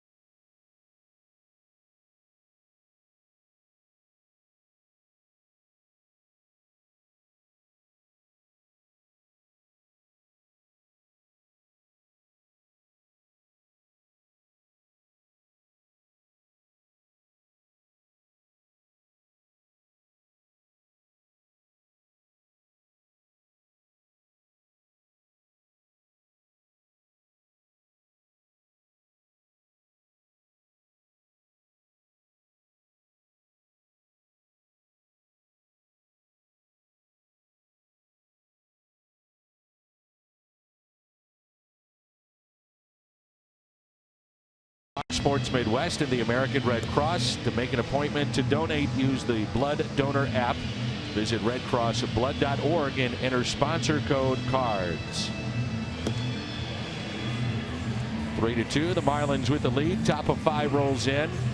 And let's take a look at our Budweiser What's on Tap. And it's Miles Michaelis, and we've got day baseball tomorrow. He's the guy we've been able to count on, isn't he? Almost every single one of his starts, he's been electric. 0, 1, 2 runs at max, and ERA is low, the strikes are high, and the win total outstanding for Miles Michaelis. He's 6-1, and then it lines up in Cincinnati. Luke Weaver against Matt Harvey. I'm looking forward to that. Yeah, Michael Wacha and Luis Castillo, and Carlos Martinez will go in Game 3. Anthony DeSclafani will go Sunday afternoon for the Reds. But Matt Harvey, you forget now, a member of that Reds rotation. He's only 1-4, but the one win I happened to see, Dan, I was there for the Dodger reunion, the '88 reunion, and that was his first game as a Red against the Dodgers. He was throwing 95, and I would say unhittable for 2 or 3 innings. The Dodgers were down at the time, but Harvey looked like a bit like the Harvey of old. And that's a foul ball. 0-2 on Starlin Castro. Got to wonder, if you're a team in contention, would Starlin Castro interest you? Longtime Cub and Yankee, and now with Miami. We're not there yet, but when we get to that point, and it's probably 6 weeks away, where they'll start to heavily look at kind of who's the sellers and who's the buyers, you'd certainly say Miami would be listening, let's put it that way, to any offer that would be advantageous to them. They're stockpiling good young players with the hope that in 3 years and 4 years they can compete again. And it's not as if the franchise hasn't done it before. And a swing and a miss by Castro. It's 3 strikeouts in a row, and 6 tonight for Jack Flaherty. So we would hope that Jack would get back on track, and he has. Not making mistakes up in the zone as he did during the 3rd inning. And apparently the vision's okay. Here's Derek Dietrich, a 2-run homer back in the 3rd. Marlins came into this series with the fewest home runs hit in all of baseball. They've had 3 in 13 innings of this series. And the Cardinals don't give up a lot of home runs. They gave up one today to Dietrich. 2-run shot in the 3rd inning, and that's really a big part of the Marlins offense here tonight. But the Cardinals staff, other than the Phillies, they lead the National League in fewest home runs allowed. And I'm surprised to hear about the Phillies too, because the Phillies ballpark, as we know, is a good hitter's ballpark. Ooh, just under the glove of Gyorko and a base hit into right field. And a 2-hit night for Dietrich. That's why a guy like Bryce Harper, I mean, if I'm the Phillies, I'm taking a look at Bryce Harper in free agency, and I realize it's going to cost a ton. We don't know what those numbers will be. Now we hear $400 $500 million. Who knows? It'll be fascinating to see. But Harper in that ballpark for 81 games, oof. I mean, you're talking about the potential of, if healthy, and the kind of numbers he's put up, and he's so young. I do love how confident and willing you are to spend somebody else's $400 million. Absolutely. It's not my money. I'm all about it. It just rolled off your tongue as if it was no big deal. $1.95. Yeah. No big deal. I'll take a carton of milk, a loaf of bread, and Harper for $400 million. Wait, that's still not enough? Wait a minute. $400 million. You realize you could get 800 rookies to pay $500,000. If my math is right. Right. Machado, by the way, has had a monster season too for Baltimore. What will the numbers look like for him? It only takes one owner. Here's the 0-1 pitch to JT Realmuto. Now time called. It actually helps if there's two. Bid against each other. Yes. Keep going back and forth. Yeah.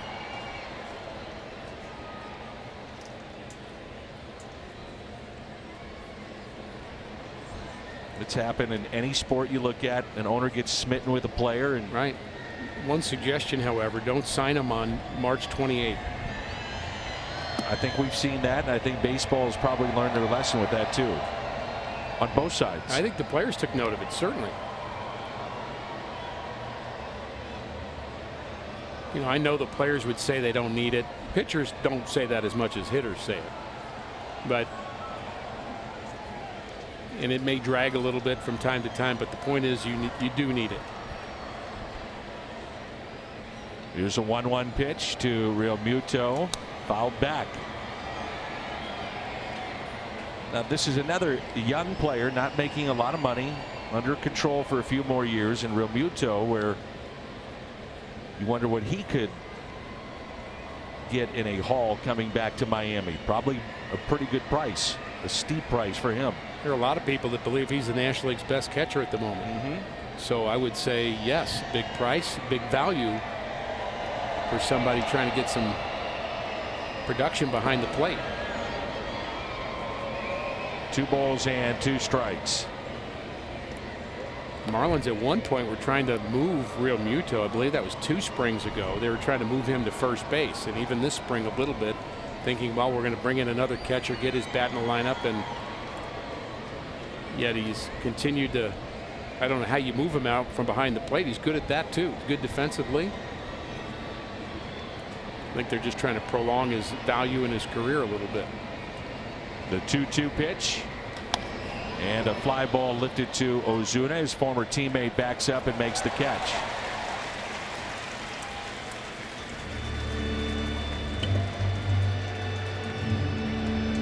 Look from section 368 here at the ballpark. The Carlos Martinez Mystery Hair bobblehead is coming up Saturday, June 30th. And get those tickets at cardinals.com/promotions.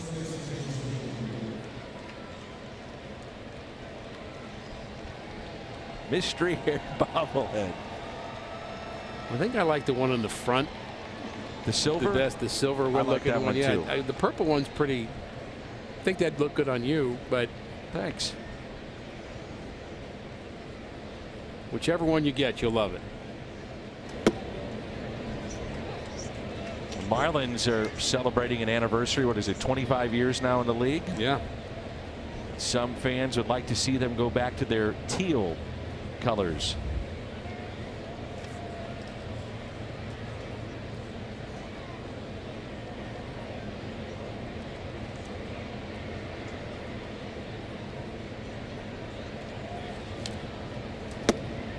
A statement now from Commissioner Rob Manfred on the passing of Red Schoendienst. Quote, the connection between Red and the fans of St. Louis spanned multiple generations. He was a wonderful ambassador for our game. On behalf of Major League Baseball, I extend my deepest condolences to Red's family, his many friends and admirers throughout our game, and Cardinals fans everywhere. Rob Manfred. The 1-1.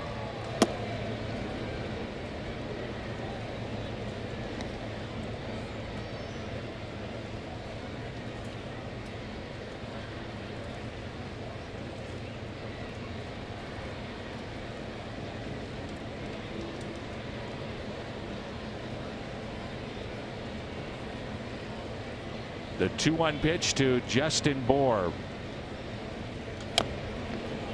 This could be a big at bat in the game. Bour has got tremendous power. Flaherty, his best pitch, the slider that at times is spun and hung tonight. That happens with Bour. It's back to a 3-run lead for Miami. And you're getting into that danger area as far as pitch count is at 82 at the moment. And, you know, it's a fact. Why do teams take pitchers out after 100 pitches or 95 pitches? Because your effectiveness goes down a notch. It's just a fact.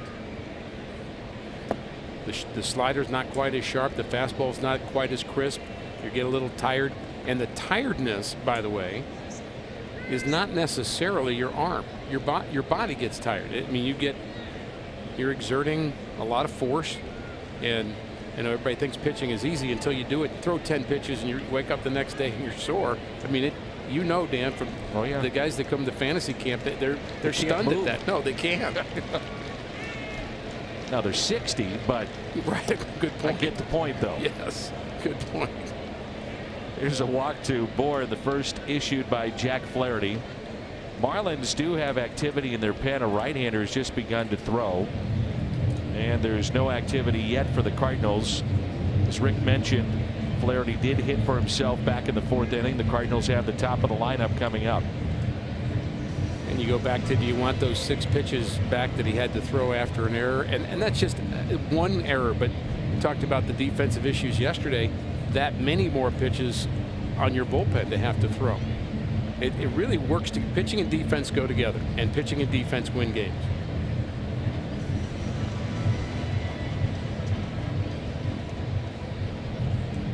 It was the 40th walk that Justin Bour has picked up this year, 4th most in all of Major League Baseball. So runners at first and second, and Brian Anderson will be the batter. He's hitting .424 in his last 8 games. He's got an RBI tonight.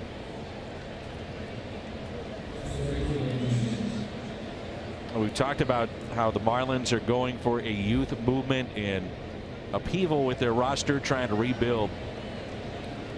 You just have to wonder, if Jose Fernandez was still here, would that rebuild be taking place?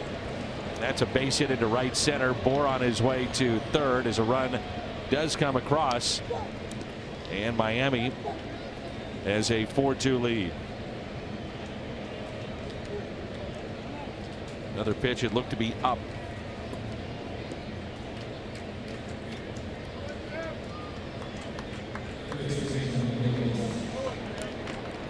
Frustrated Flaherty on a pitch that was right in the middle of the plate. That's a hanger. That was center cut. 85, not a lot of break to it. Give Anderson credit. He still had to hit it. 3rd round pick in 2014 from University of Arkansas. And he is a good player. We're going to hear a lot more about Brian Anderson as the years roll on. So runners at second and third, and the batter is Rojas. That's strike one.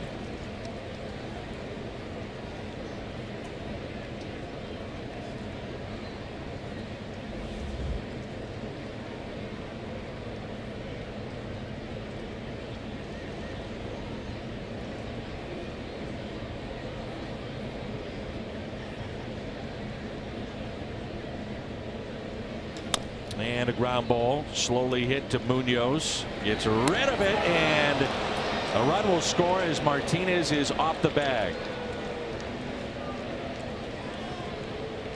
More than likely the second error in the ball game for Munoz.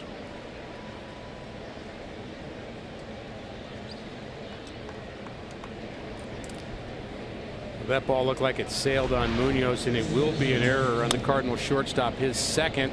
Fields it cleanly, but then the throw, off balance throw too wide.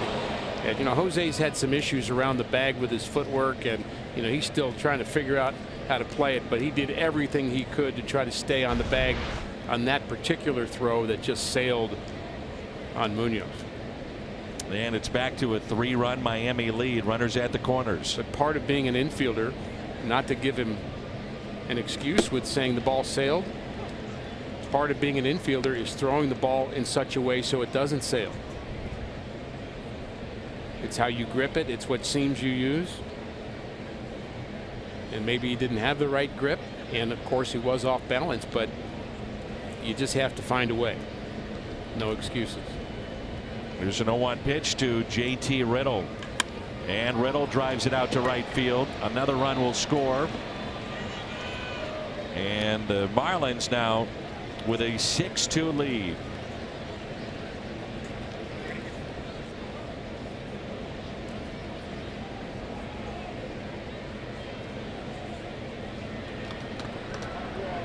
Sam Tuivailala is now throwing for the Cardinals in their pen. It's Mike Matheny's trying to get at least one more out from Jack Flaherty. All 3 runs in this inning have scored with 2 down. The curveball had a little break to it, but it was a lazy break. And I know that the score being what it is, just trying to get through some extra outs to save the bullpen. That's, again, a starting pitcher's job. You don't want to leave before you get through 5, and then I know that's not always possible, but if you don't, that is a lot of outs to get. Brett Cecil now throwing as well with Tuivailala. I want to wish a happy birthday to Marissa Kiley. She's 9 today. Her dad is Gabe Kiley, who writes for Cardinals magazine. I'm sure many fans have read his work. Does a terrific job, but happy birthday to Marissa Kiley. Runners at first and second, 1 ball, 1 strike. 26th pitch of the inning right there. Couple of hops hit to second. Marlins pick up 3. They've got 8 hits tonight, and now a 6-2 lead.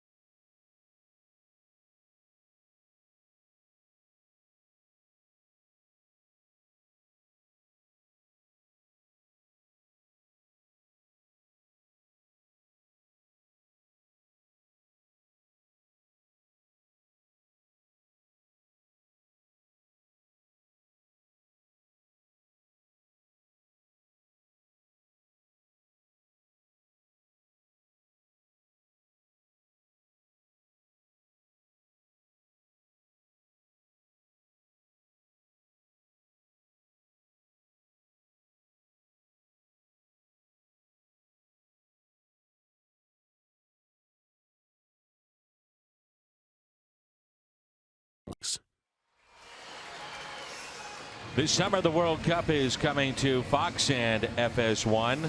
Every match live and over 300 hours of coverage.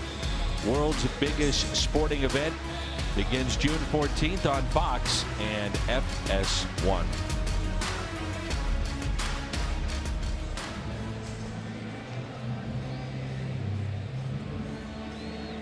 The Cubs and Phillies are tied 3-3. Pittsburgh 11, the Dodgers 7. That's in the bottom of the 7th.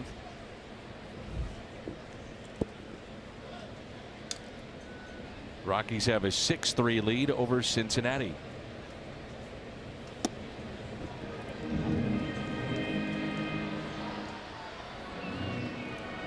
I was waiting for one of those big Cardinal finishes last night. Didn't happen. Maybe tonight.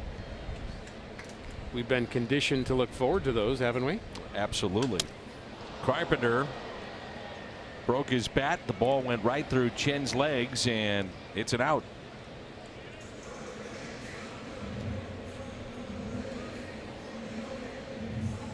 Doug Armstrong would not sign Chen to be a goalie. Nope. Nope. 5-hole.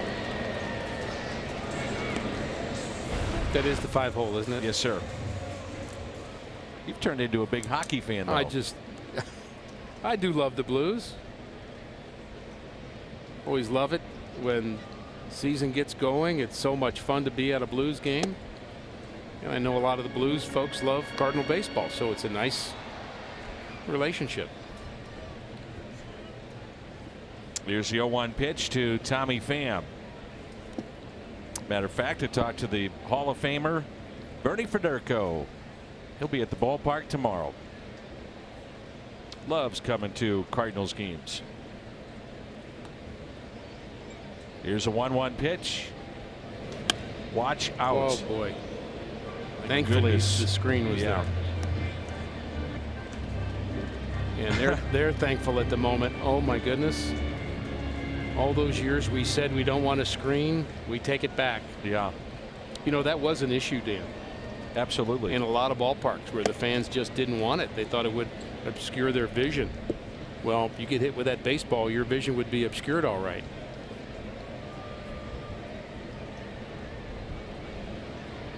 Here's a 2-2. Pham fights it off, and a base hit into right. A 2-hit night for Tommy Pham, who's hitting just over 100 in his last 14 games.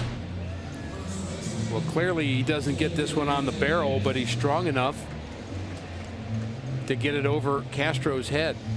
Cutter in.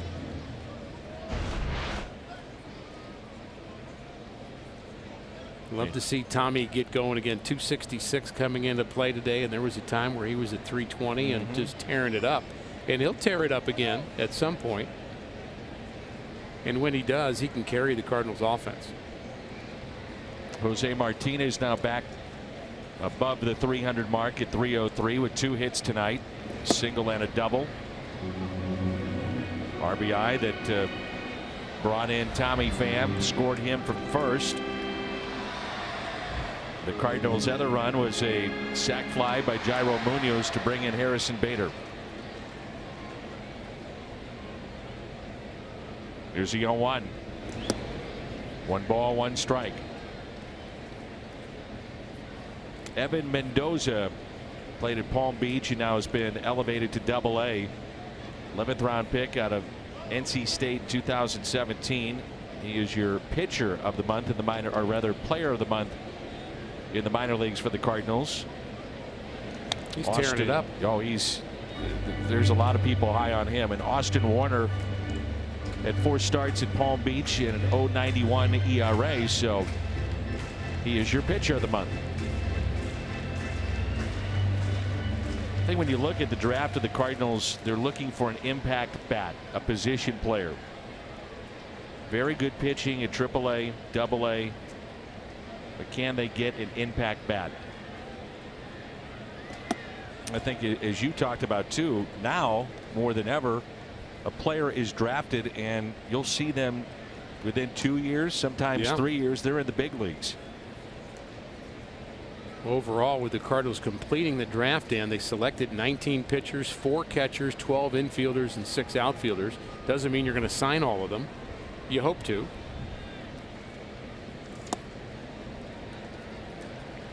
And the top 3 picks for St. Louis.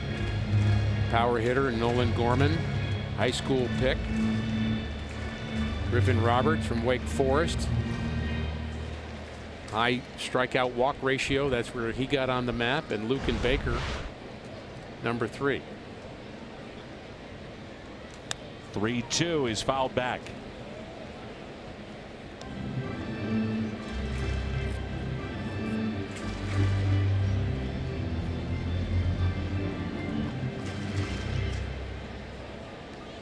Well, the Marlins have scored now 13 runs last 2 games, the most they've scored since they had 14 back in early May in back-to-back games against the Reds. 3-2 pitch, floats in for a ball. The second walk, one of those intentional by Chen. And the batter is Marcell Ozuna, and Don Mattingly will go to his bullpen.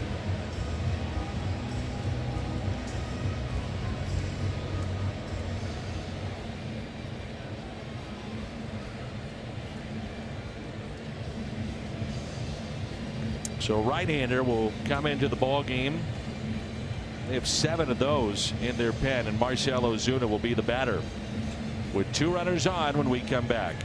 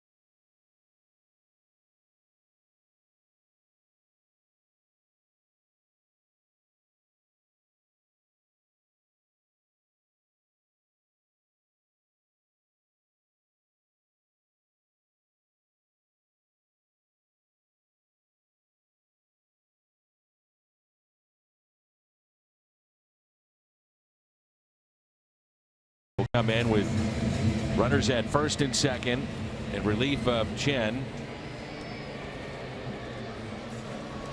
Chen will not qualify for the win. The Marlins bullpen, by the way, the second worst ERA in baseball, near 6, but yet they retired the last 12 Cardinals in game 1 of the series. You know, Cardinals bullpen, I said the bullpen would be a factor. Well, it's a factor early for both teams. Chen only able to go 4 1/3. I think this at bat right here with Ozuna facing a lefty was just something Don Mattingly didn't want to have to look at. And a little tapper hit left side, out there, back to first, and safe. Chen had a really slow walk off the mound. You could see he was not happy, and that carried over to the dugout. Yeah, he's making a statement there. But 1 out walk to Martinez is in front of a guy like Marcell Ozuna. That's the answer. Yeah. So runners at the corners. Here's Molina, who is struck out and also grounded out.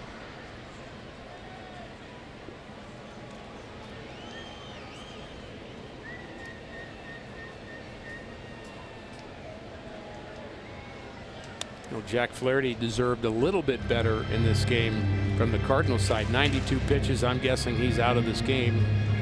And we know obviously Chen is, but a couple of errors made it harder for Flaherty. 2 unearned runs, 6 runs given up. Certainly not good, but only 4 of them earned. 1 walk, 6 strikeouts for Flaherty. 0-2 on Molina. Struck out, grounded out.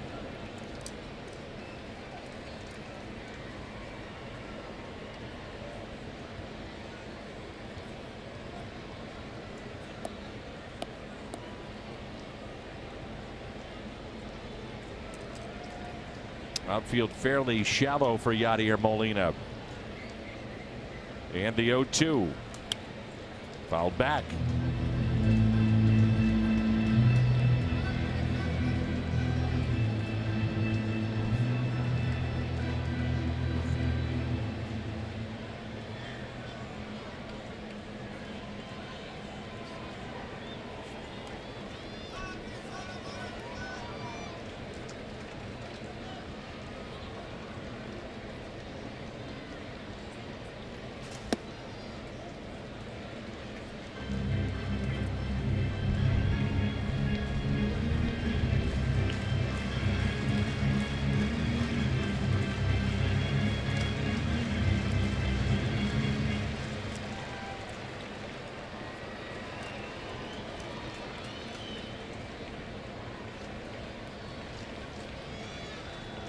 Here's a 1-2 pitch. Molina pulls it foul.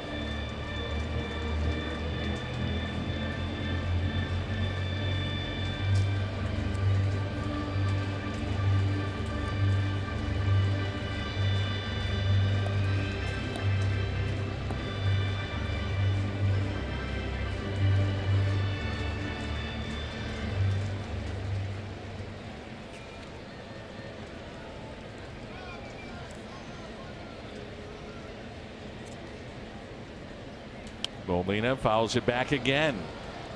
Tell Yadi's timing's not perfect yet, and that's going to take some time, Dan, after being off for a while. You know, you can do a lot of simulated things, and of course being behind the plate is the biggest worry for Yadi health-wise, and he's able to continue to do that. That's been spectacular, and it's great to have him back, and he's such a gamer. I mean, he is an absolute gamer, but hitting is such a timing thing.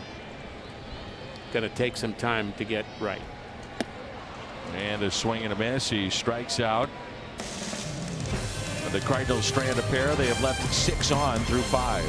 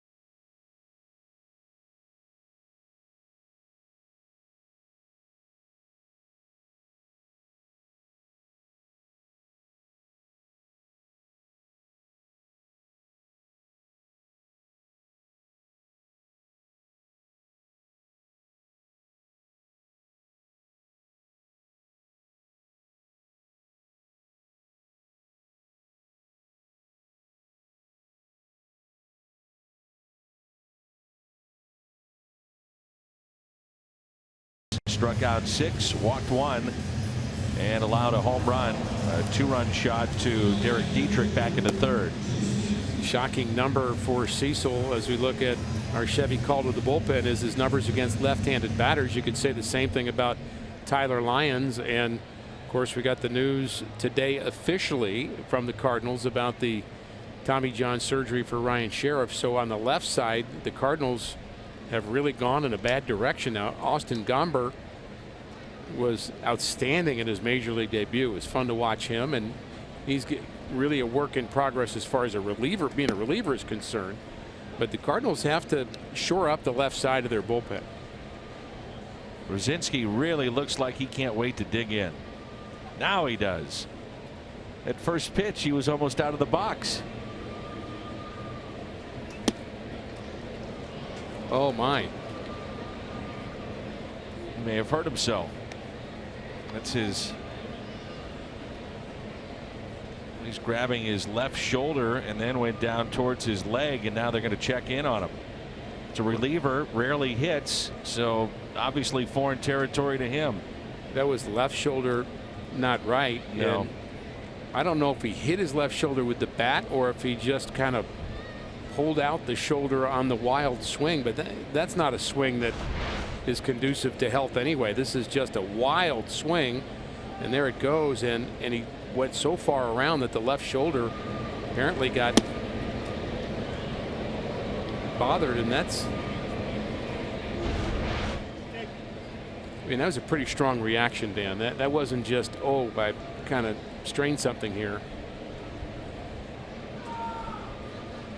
He's going to stay in. This is his first ever major league appearance. I wouldn't think he'd swing the bat now. Well, I think he would hold the bat on his shoulder the rest of the time. He's going to.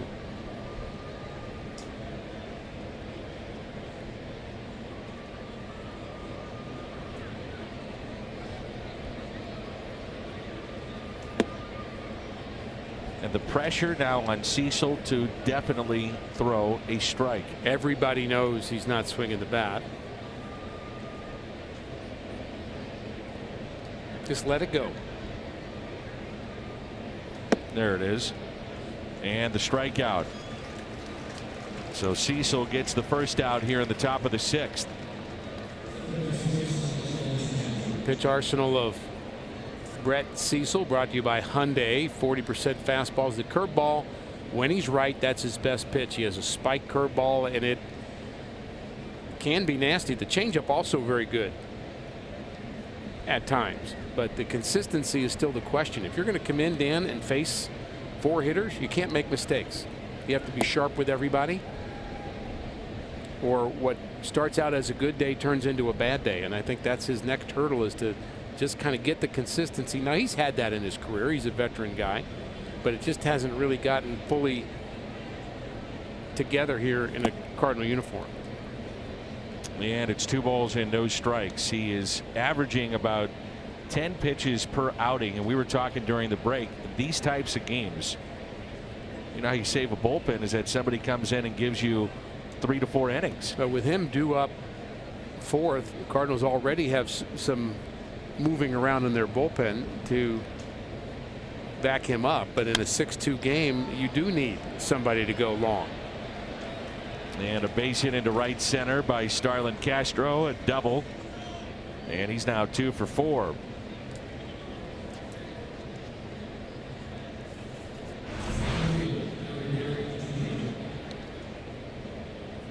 Wasn't a bad location.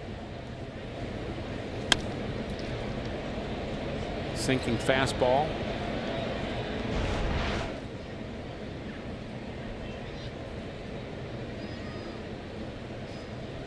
Velocity's down for Cecil.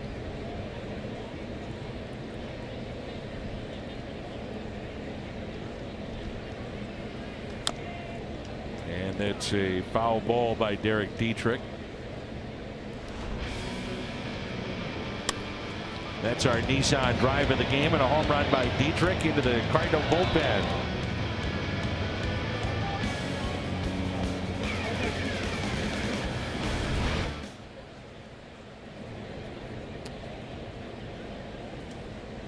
I just got a a picture sent to me by Scott Carlton, who is Steve Carlton's son. And Scott relayed the passing of Red Schoendienst to his dad. He said his dad wanted everybody to know that he's thinking of Red's family. There's a outstanding photo with Steve Carlton, Bob Gibson, and Red all together. He said his dad was very shook up and really loved the man and respected Red Schoendienst. You know, Dan also reminding me that I have a cherished photo of being in the Cardinal dugout, and it was Red Schoendienst and Stan Musial on both sides of me as a rookie. Great. And I got that picture taken and sent to my grandmother, who is a fan of both of them, a big Cardinal fan in New York, loved both Red and Stan, and I was able to send her that photo just before she passed during the 1985 World Series. So that was very meaningful in our family moments, really, to be able to share that with her. And from the time I can remember, she would talk about the Cardinals. And when you talk about the Cardinals, you have to talk about Red, Stan. Certainly in that generation you did. No doubt. Popped up again and out of play. And I know, Dan, for younger fans that may not know a lot about Red or not a lot about players that certainly played a long time ago, but they're worth reading up on. Their life story, things that they went through, their military service, their commitment to St. Louis. So many wonderful things to say about them. They're worth learning more about. No question. 2-2 the count on Derek Dietrich.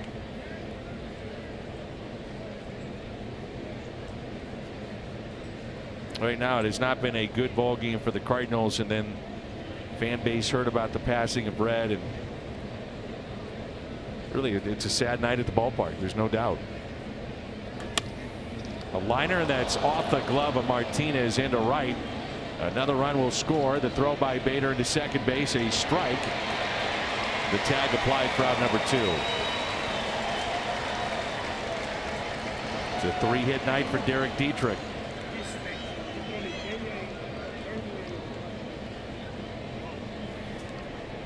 There's another hit lefty against lefty off of Cecil, and good effort by Martinez, couldn't come up with it, and then Bader always hustling, even trailing by 4, now 5.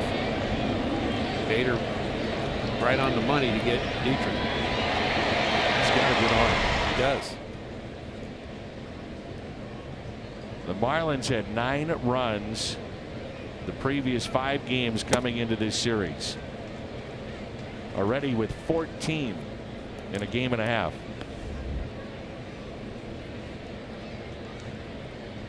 JT Realmuto at the plate. He's hit by a pitch.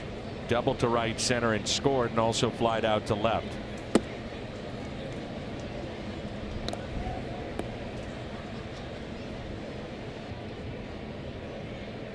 A big night for Dietrich. 3 hits, 3 RBI. And the 1-1 pitch pulled foul.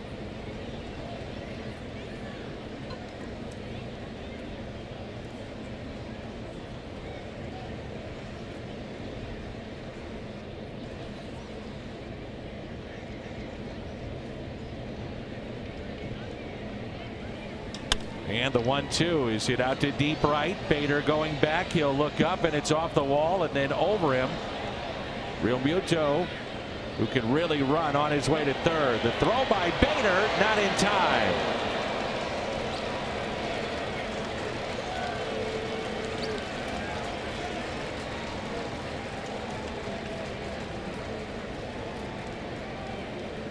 Bader wanted back-to-back assists in a game that's just falling away from the Cardinals at the moment. That ball goes over his head. He tried to time it a little too close to the wall. That forces Realmuto to third, and the throw just a little bit late. Very strong throw. He wasn't thinking cutoff man at that point. He was just thinking we need outs. Yeah.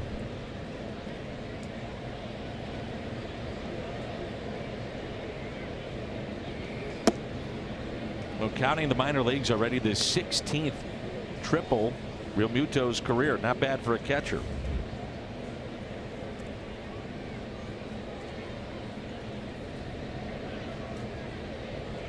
Here's Bohr, who singled and walked and scored. Now, 2 years ago, Bohr really struggled against the lefties to the point that Marlins were platooning him at times. So where Brett Cecil, he's got to get lefties out.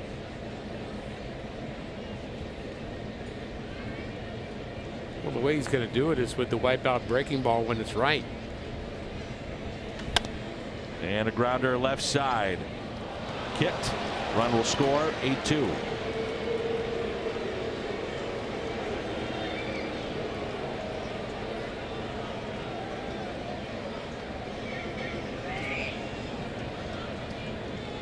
It'll be an error on Munoz, his third of the night.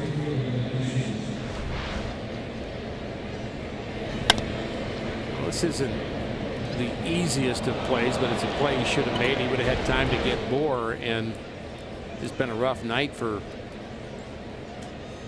Munoz. And I would say a rough night for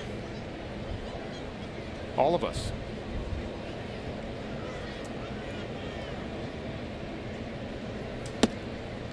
Pitch taken high by Brian Anderson. First 3-year game by a Cardinals shortstop since Ledmus Diaz in 2016.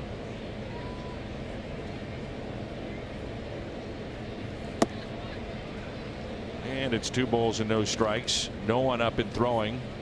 Speaking of in the Cardinal pen. Shortstops, Danny, we did have a nice conversation with Paul DeYoung today in the Cardinals dugout before batting practice. He had a glove on his wrong hand. He had a left-hander's glove. Basically wants to go out. He wanted to go out and shag, but couldn't really do it the other way. So he had a glove on his hand, and he said he's progressing along, and we won't see DeYoung till somewhere around the All-Star break, and we don't know. He doesn't know, but it'd be nice to have him back, and he's doing everything he can do to come back as quickly as possible.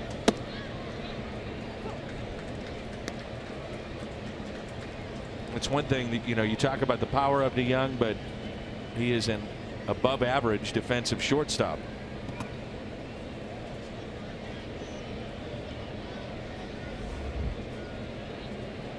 And the 3-1 pitch to Anderson. Got a nice text from Tom Henke, who's watching our broadcast, and Tom shared that Red Schoendienst was as good a person as there ever was in this game, and he wanted to pass along his sympathy to Red's family.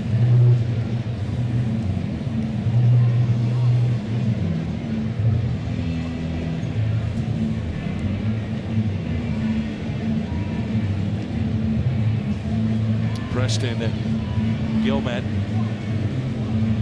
just picked up a baseball and started to play catch. 26 pitches for Cecil, and that is a season high.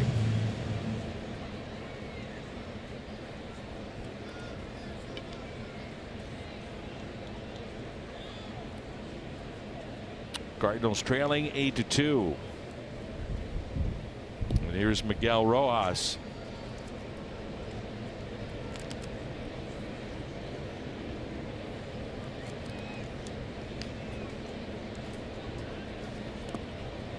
And there's ball 1.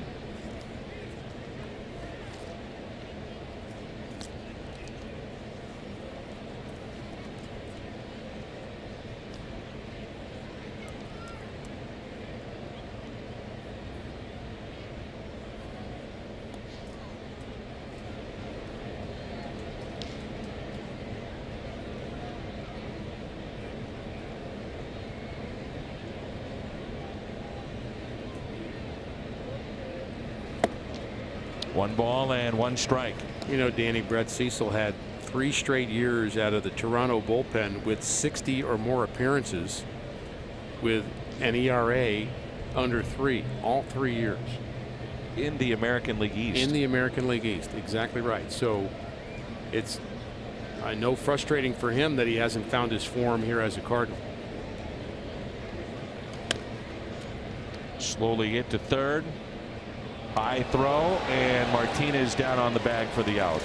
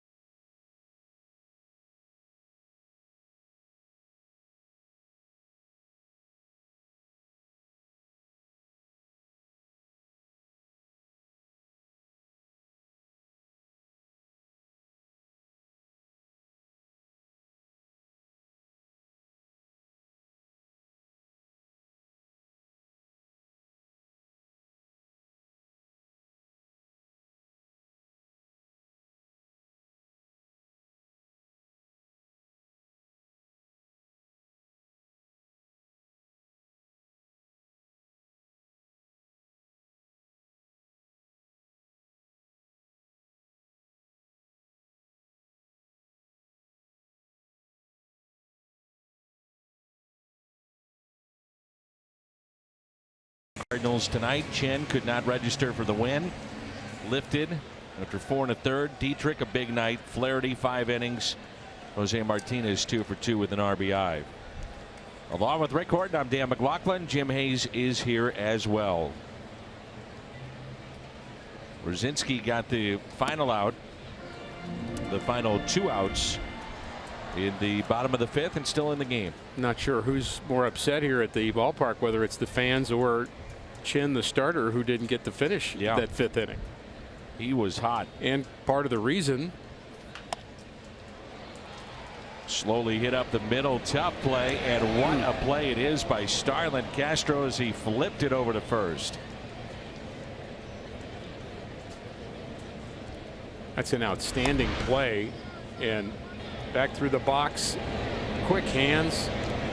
It is hard to throw a baseball that long, that hard from that motion, but he did it. And his inability, and I'd say inability, but not able to catch Tommy Pham's little bloop is why Chen got out of this game. So it wasn't as if he was hit around either. And he walked Martinez after having 2 strikes on him. So I get the frustration of Chen, but Don Mattingly's trying to win a ball game. And with 1 out, here's Harrison Bader.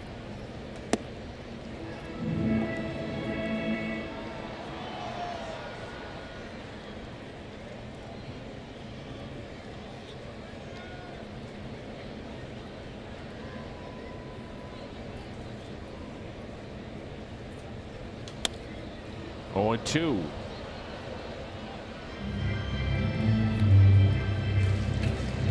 Bader just seems to bring life to the ballpark.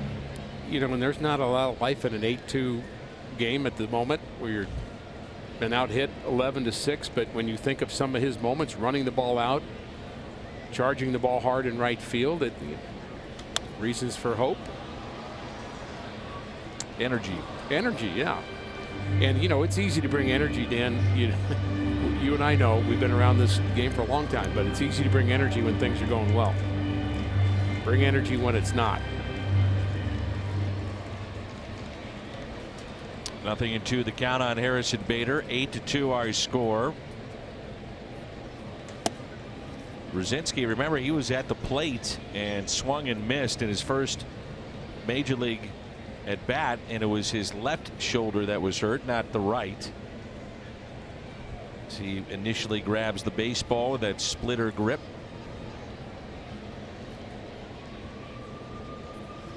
Someday his family will ask him, tell us about your first major league at bat. He said, well, they wouldn't let me swing.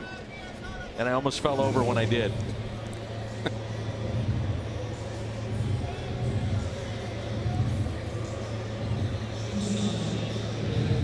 Marlins pen now 16 in a row in this series.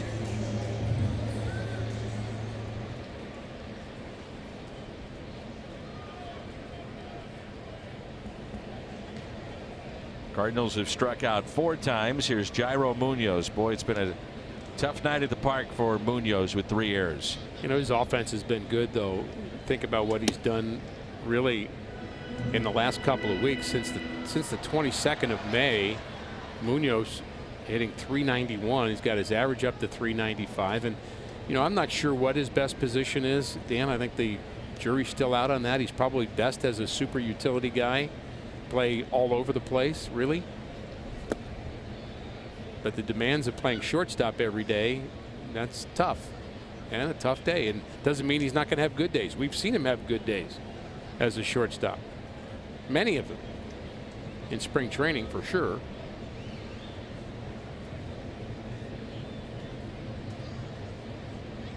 It makes me think of what Jose Oquendo has said to me many times. He says, I don't worry about a player making an error. I worry about the next ball hit to him. Because if he starts thinking he's not going to catch that one too, then it spirals. And I think it spiraled a bit today for Munoz. And a strike, 3-1.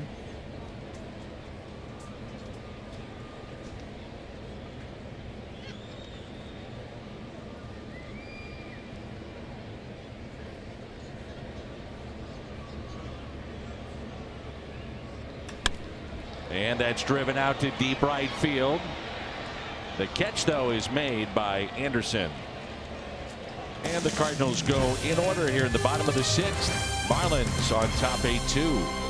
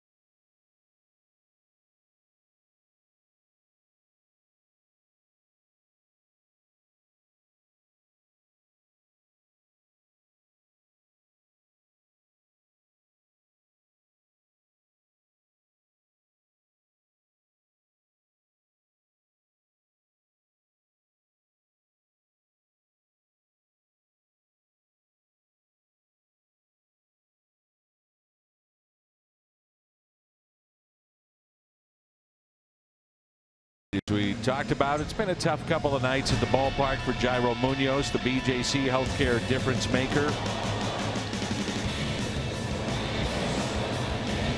And you know, Dan, when you make a mistake, again, it tends to spiral. You start to think about the next throw instead of just doing what you do naturally. And, you know, you have to trust your ability. It's so easy to say that. And I know the coaches will tell him that, look, you know how to play, just kind of forget about it. Well, you know, it's hard to forget about it. And if you overthink about it, it's the same as hitting. You can get into a slump hitting, you can get into a slump fielding, and you don't think your way out of it. You play your way out of it. just as when you get in a slump hitting, you just swing your way out of it.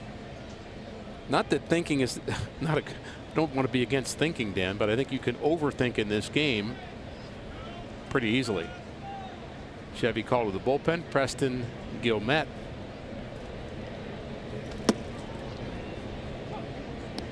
Guillemette had some good numbers, Dan, in AAA.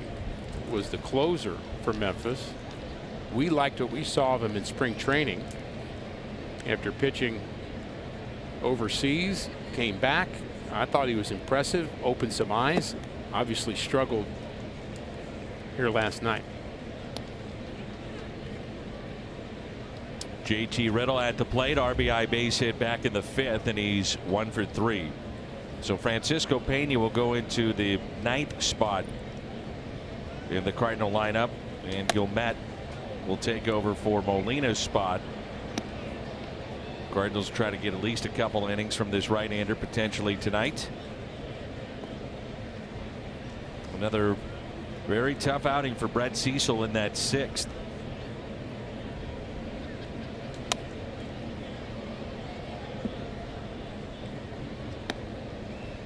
Three hits, 2 runs, 1 strikeout, walked a man.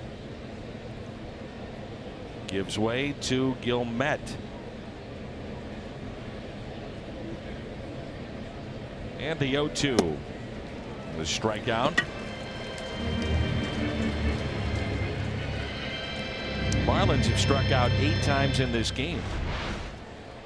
It's a good start here for Guillemette in this game. Paints the inside corner with 91. He has that split that very difficult to hit, and he's going to throw that a lot. That's really his pitch. Here's Lewis Brenton. And then the pitcher spot coming up for the Marlins. Strike 1.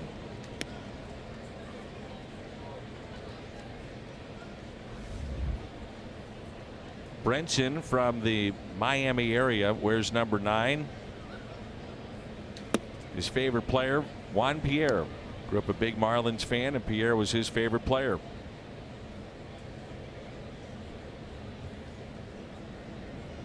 And Juan Pierre and Luis Castillo at the top of their lineup for a number of years.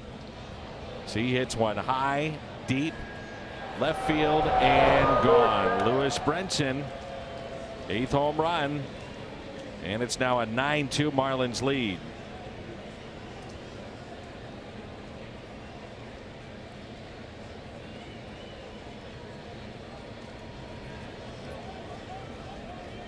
Marlins are excited about the tools of Brinson.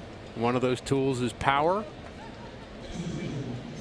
That one was a no-doubter.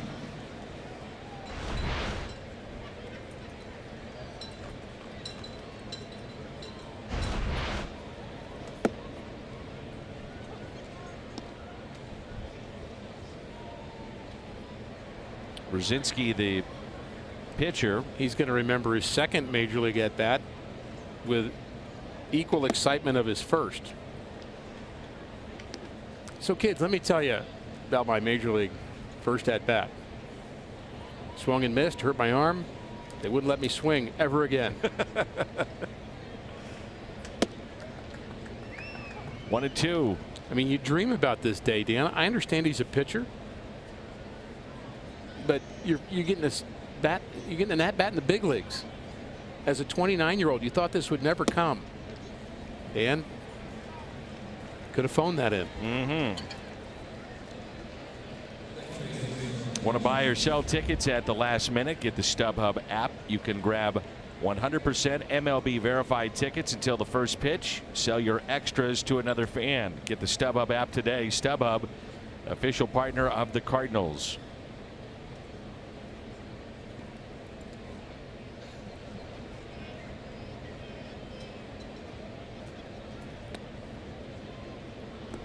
And I had a nice tweet passed along from Albert Pujols about Red Schoendienst, and said that it was a privilege to know and learn from one of baseball's best. Red Schoendienst, truly one of the greatest mentors in the game. He always made time for me. I'll cherish the time that we spent together. My thoughts and prayers are with him and his family. Albert Pujols. I would hope that we would see Albert Pujols next year come through St. Louis. Cardinals scheduled to play the National League West next year and Interleague.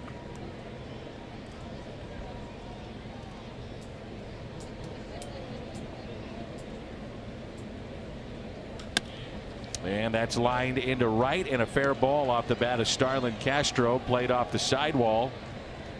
And Castro, his third hit, second double of the night.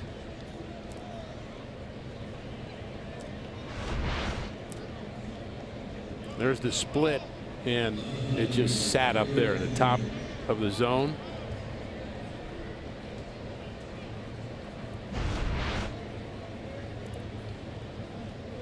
I think fair to say on the pitching side, Dan, we've seen a lot of mistakes in this game.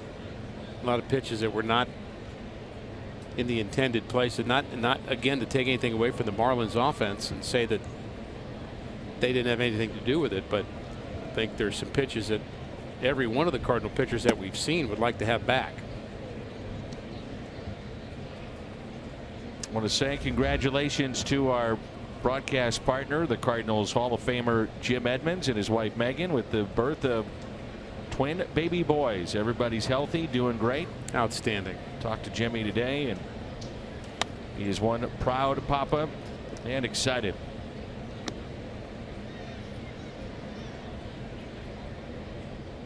One ball, one strike on Derek Dietrich.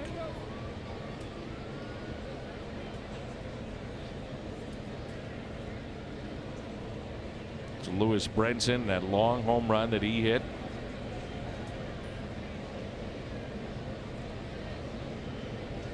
Happy birthday to Fred and Linda Peacock. Fred 80, Linda 79, and enjoying Cardinals baseball. Fred and Linda Peacock, happy birthday. Marlins average about 2 extra base hits per game. They've got 7 tonight.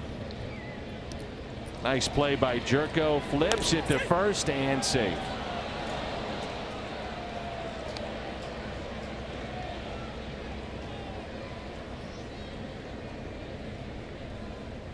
Boy, nothing going right, and that was such a good play on the backhand by Gyorko, and I'm sure that'll be a hit. To wait and see the ruling, but just nothing working out right. There's a good play. There's the throw, and just a little high, and Jose had to come off the bag. Boy, a lot of frustration brewing. You saw the shot of Brinson kind of smiling and laughing. Phrase in baseball that's been around a long time is a game like this, they call it a laugher. When you get to smile and laugh a lot because you get the big lead early, and it's almost turning into that for the Marlins here tonight. Well, the Cardinals don't come back and win this game. It's probably appropriate that St. Louis scores 2 runs tonight. Hall of Famer Red Schoendienst, war number 2.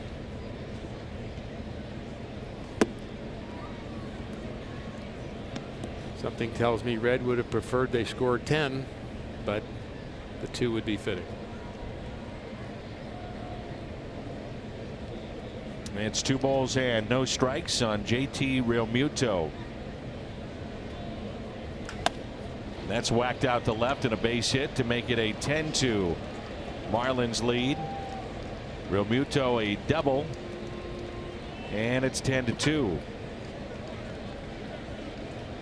4 hits in the inning.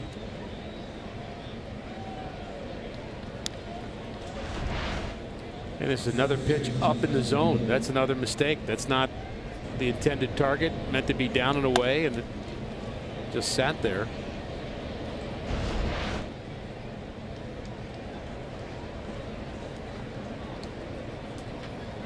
Here's Justin Bour with runners at second and third. Bour has singled, walked and scored, reached on an error, and looks at a strike. Marlins with 20 base runners in the last 5 innings. It's a team that came into this series searching for offense, any kind. They found it here in these first 2 nights.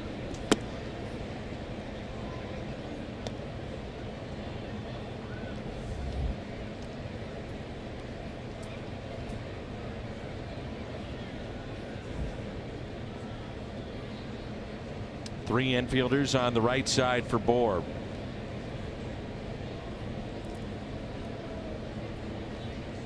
And the 1-1 pitch. 1-2.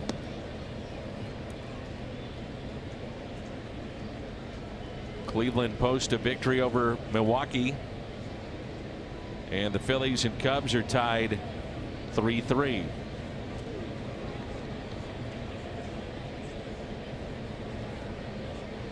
And the 1-2 pitch. A swing and a miss.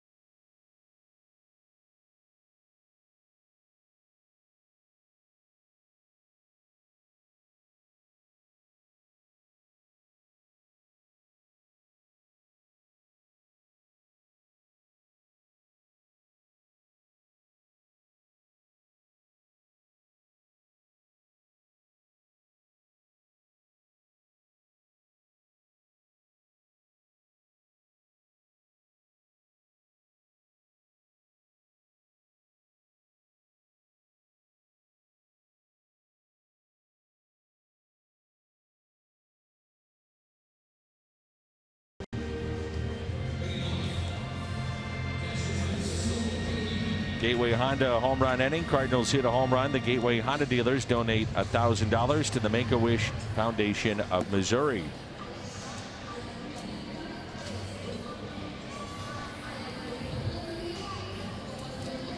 It'll be Pena, Carpenter, and Pham for the Cardinals. Brzezinski came in the 5th with 2 on and 1 out and has done an outstanding job. Give him credit in a game where there has not been good pitching really by anybody other than him. Wei-Yin Chen went 4 1/3 innings. He only gave up 2 runs, but he was on the ropes for sure, and I think made sense for Don Mattingly to go and get him, but he wasn't, I would say, sharp, and certainly on the Cardinals side, not their best night.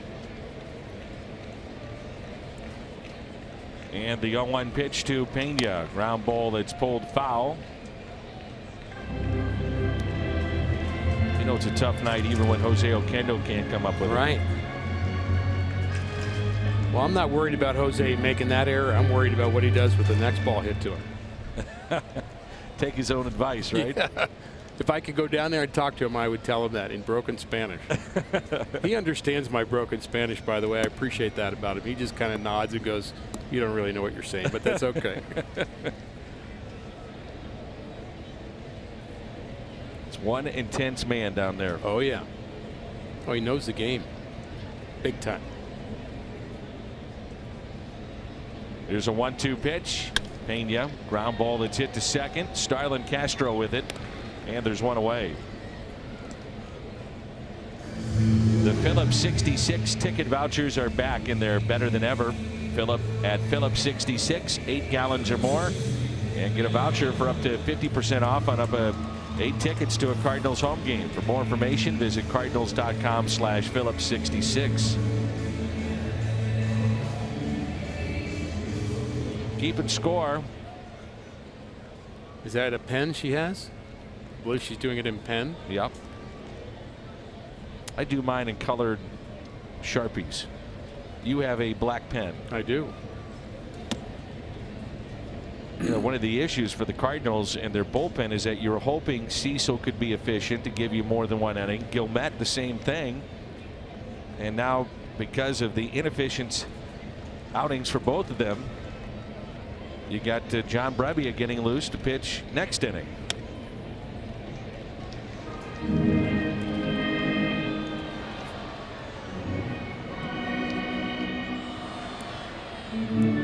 One ball, one strike on Matt Carpenter.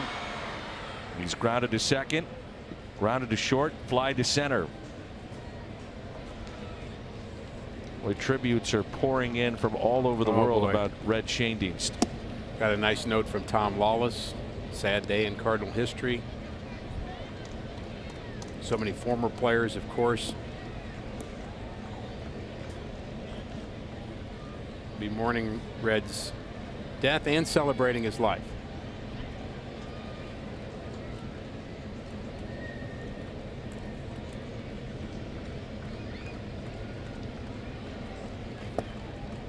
And that pitch taken low.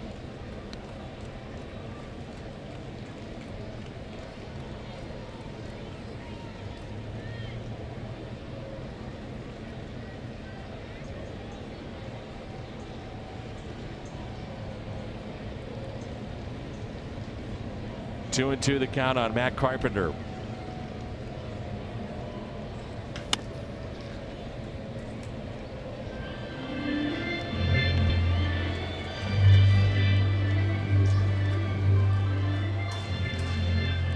I think your point, Dan, to go back to that on the Cardinals already using Cecil and Guillemette, but having to use Brebbia now, it just feels like an extra loss to have to use another pitcher in a game where you're trailing by 8. I mean, the value of somebody that can go out behind your starter and pitch 2-3 innings. That one hops off the wall and a double for Carpenter. Ian Martinez tied in that category with 16 this year. A lot of hits the other way for Matt Carpenter in the last 3 weeks. And I think it kind of started with him finding this stroke. Not a fly ball to left on that pitch, which we saw early, but a line drive to left center. Such a small difference on the bat head and where he hits the baseball, the difference between a pop up to left and a line drive to left center. There's Tommy Pham. And Pham hits a high fly ball out to right. Carpenter will tag up. The catch made by Anderson. The Marlins pen has now faced 22 batters in the series. They have retired 20 of them. The Cardinals pen, by the way, has faced 40 batters in the series. 26 have reached.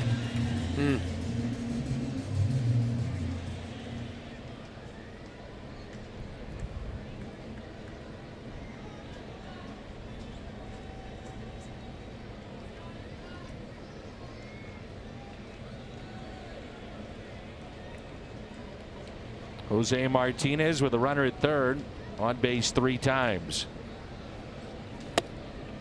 And a ball. Single to left, a double to left, and an RBI, and also walked.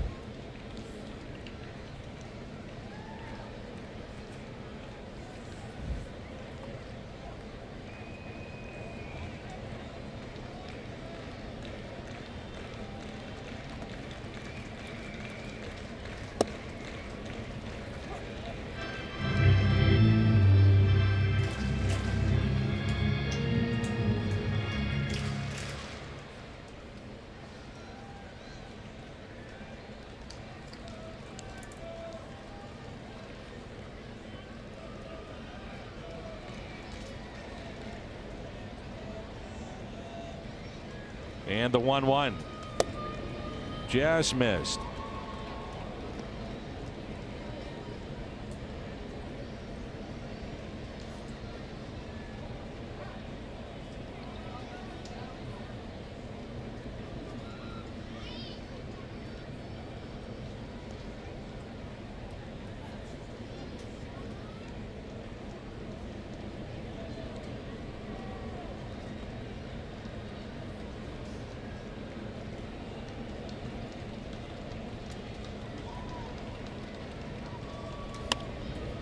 And it's out of play. If the score stays as it does, this would be the kind of game that you might think, well, maybe we'll see Greg Garcia pitch the 9th inning, but he's not here. He's on paternity leave, so he's not available. I wonder who the Cardinals would use for that. I would think Gyorko. Garcia is your first choice, I think. Luke Voigt.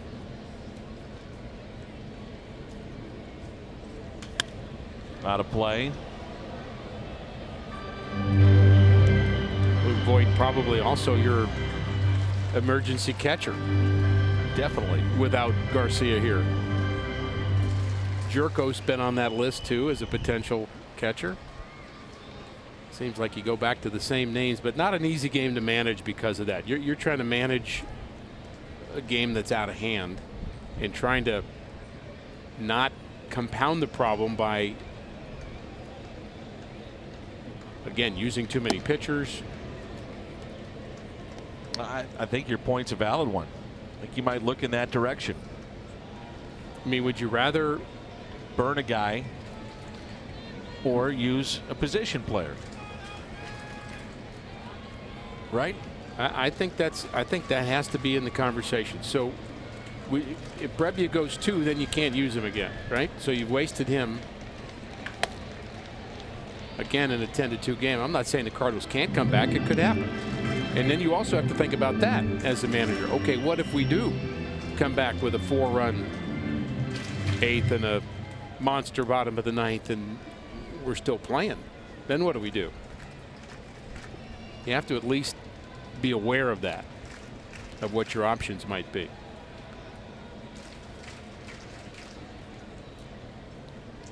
And the 3-2 pitch off the end of the bat, and this ball will drop for a base hit. Another hit for Jose Martinez. 3 for 3 with a walk, and he's driven in 2. 8-pitch at bat for Jose Martinez, and he gets rewarded for it.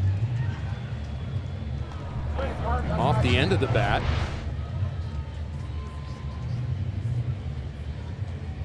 But to the right spot.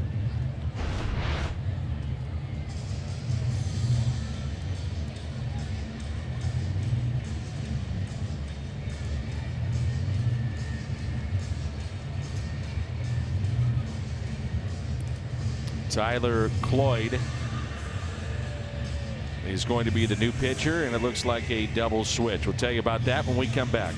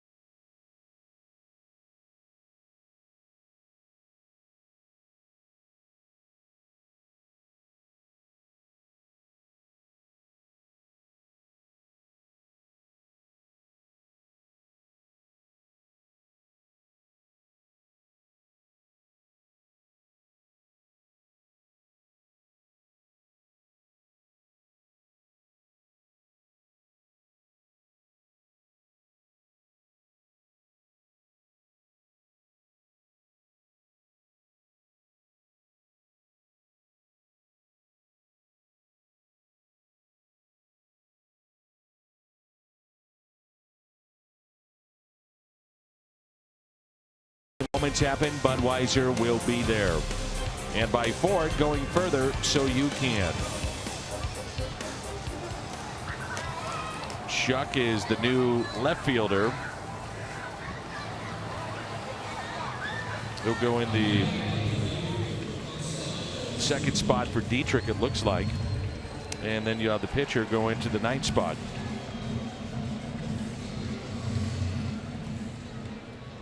Shuck, if you remember, Dan, a couple hours ago, was supposed to be in the starting lineup. Yeah.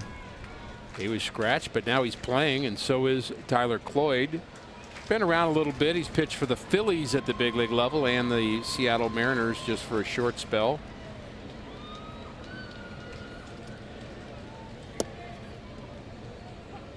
Have you noticed the bugs around the ballpark? Oh, I have. They're all over the place tonight. They're starting to make their way down towards the playing surface.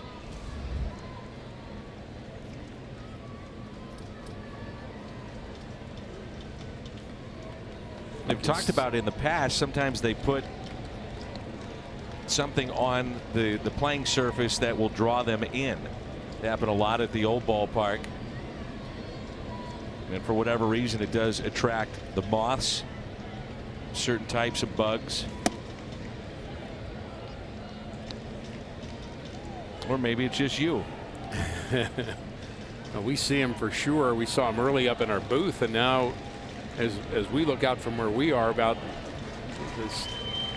the height of the lights here at the ballpark, they're all over the place. Yeah. Floyd comes in and strikes out Marcell Ozuna. Sends us to the 8th.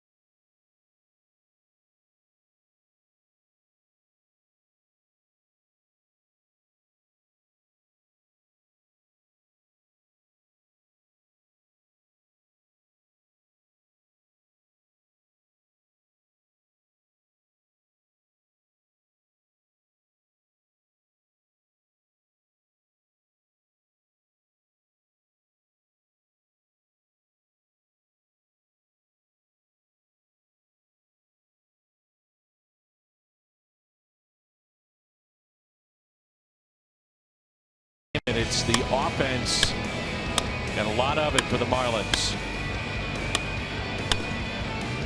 And I mean a lot of it. And a lot of extra base hits, 8 extra base hits, 6 for 13 with runners in scoring position.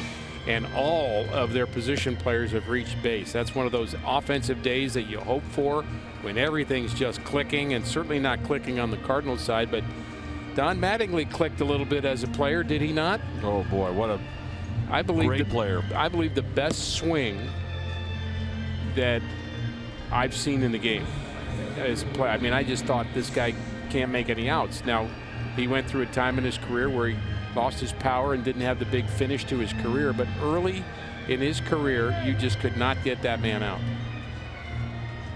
And a terrific defensive player, too. A Chevy call to the pen, John Brebbia. Don Mattingly never won a world title with the Yankees. His final year was in 1995, and that was the famous playoff game with the Seattle Mariners with Ken Griffey scoring after a base hit by Edgar Martinez, and that was it. The next year the Yankees won the world title, 1996, under Joe Torre, but Don Mattingly, they wanted him back, but he said he'd had enough, and they had won that championship. Here's a 2-0 pitch to Brian Anderson. Luke Voigt is into the ball game. He's at first base.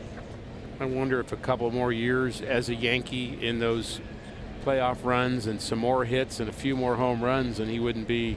He's Cooperstown. A Cooperstown man. Yeah, he's bound. I think he's close anyway. Sure is.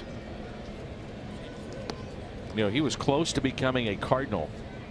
There was essentially a deal in place to bring Mattingly to St. Louis, and he was in a contract situation with the boss, George Steinbrenner. There's a fly ball out to right. Bader over near the wall and makes the catch. Nice play. Apparently the players basically had been agreed upon, and then Steinbrenner pulled out of the deal and pulled Mattingly back and met his demands. Nice play by Bader.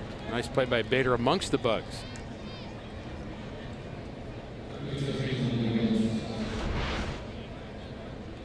It has to navigate the wall and the bugs.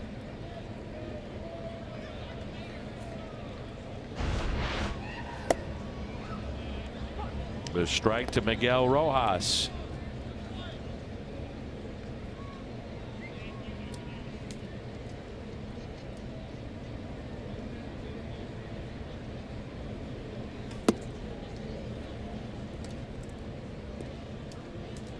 I am still very curious who has the ninth inning.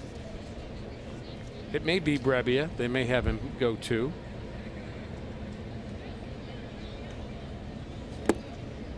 It's set up to do that with a double switch, but as you mentioned, you have him go 2 tonight. That means he is not going tomorrow. More than likely in a day game, quick turnaround.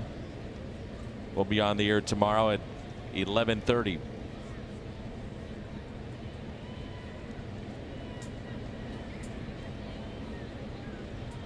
And the 2-1 pitch.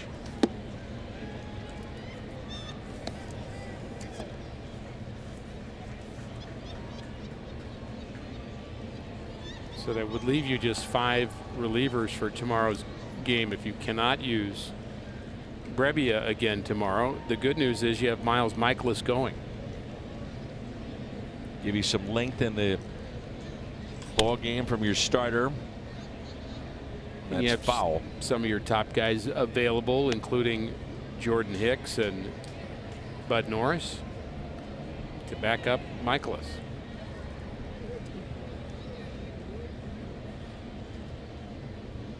Rojas twice has reached on an error by Munoz. He's hit into a double play and also grounded out to third.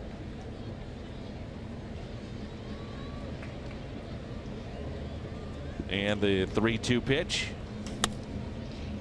Chased the ball, but Brebbia says thank you.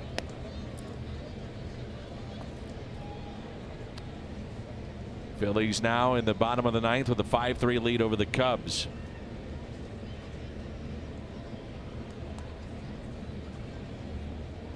There's some good news. Milwaukee is lost already tonight. Well, this has been, though, back-to-back really disappointing games for the Cardinals. Again, long season, but Miami comes in, a team that has not played well this year. Cardinals coming off an exciting start to the homestand over Pittsburgh in the weekend, and the walk-offs, the Waka game, that has come to a screeching halt. And there's not a simple explanation to it, and I know we all want one. Isn't that true about baseball? No doubt. You can't explain it, Dan. And you know, you can't just simplify it and just say, well, they're not, whatever reason. I mean, it's not an effort question. It's just an execution question. It's a game of execution. Sometimes you execute, sometimes you don't. And there are times where you execute that you expect to be able to execute the next day also and keep going on a roll, and then but as you say, screeching halts happen.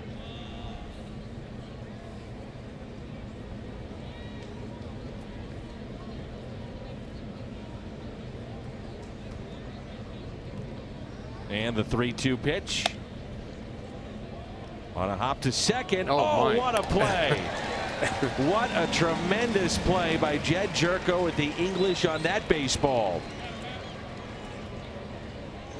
Well, that even makes the Cardinals laugh despite the tough day, and that was odd. Actually odd to see Brebia's reaction too, but look at the spin. Quick right turn, quick hands. Whoops, I have my glove, but I don't need it.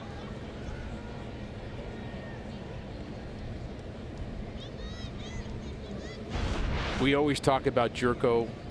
We use the word athlete to describe him. That he just does so many things well athletically. Good hand-eye coordination. And there's a perfect example of that. That is not an easy play.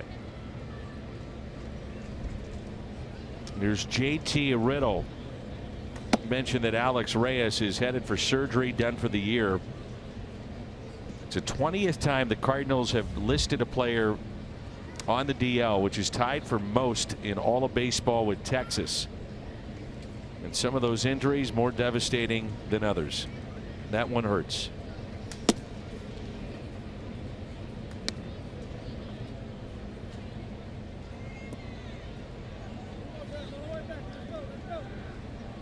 Three 3-0 the count. Pitch count at 17 here for Brebbia.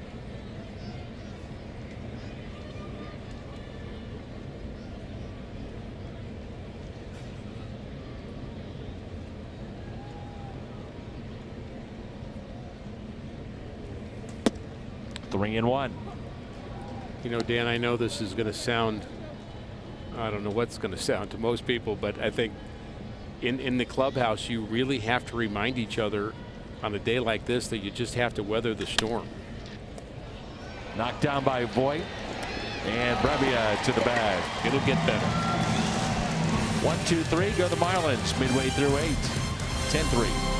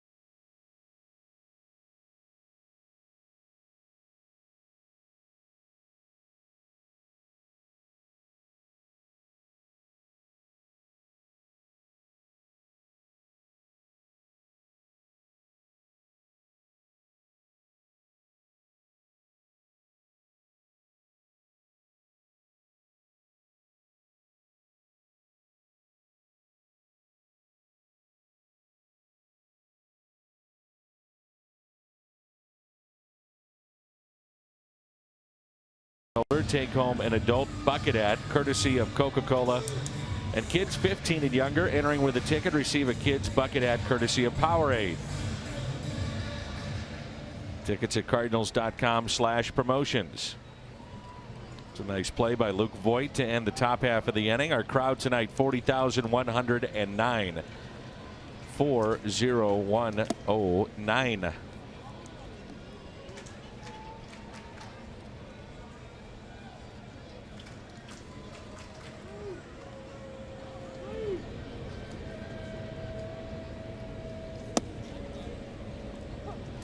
You know, Luke Voit could do something for the Cardinals, Dan, that has been a bit of a low point for them this year, and that's been their pinch hitting.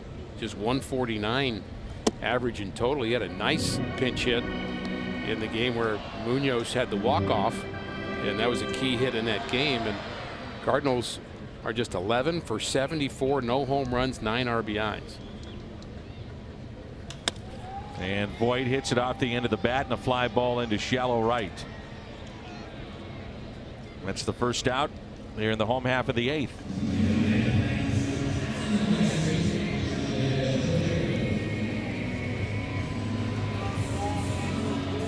Cloyd in his second inning of work.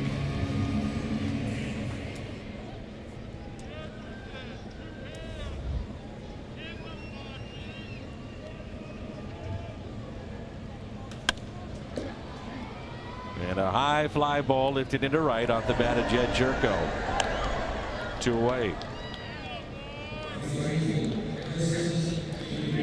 Nice text, Danny, from Charlie James, our good friend, who's certainly part of that '67 Cardinals team, and just an outstanding St. Louisan and Cardinal. And he's, of course, reminiscing about Red. And he said that both he and his wife Jo remember how wonderful Red and Mary were to the young players, and he was just the best, and certainly will miss them. So we appreciate Charlie sending that along.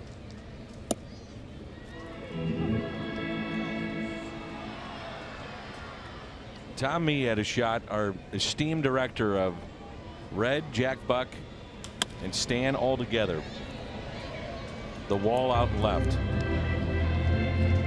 And you'd like to think they're all back together tonight. Yep.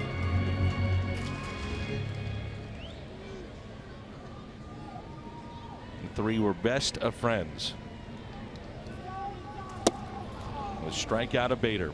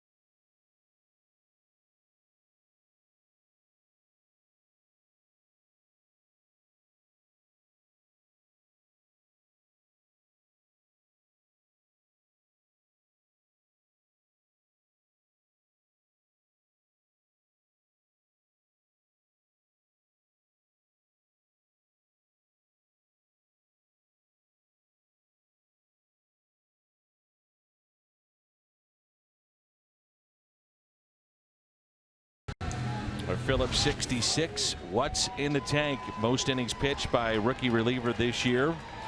Jordan Hicks with an even 30, and he's been outstanding. He'll certainly be ready to go tomorrow. And Jed Gyorko, our Chevy call to the bullpen. Those are words I didn't think I was going to say here tonight. This is his first ever appearance on the mound. And a high fly ball into left center, and this ball is gone. Lewis Brenton, a 2 home run night. And Gyorko has an ERA.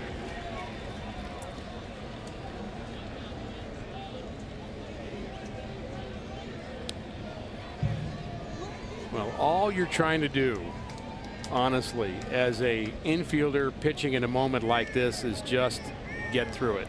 Don't get hurt. Get through it. And typically the guys that you will use in this situation are guys that are veteran guys that have good reactions.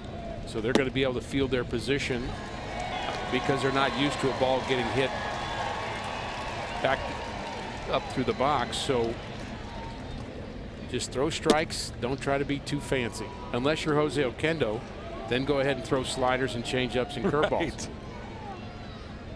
His famous appearance. Well, many of them, but did a pretty good job as Shuck flies to left.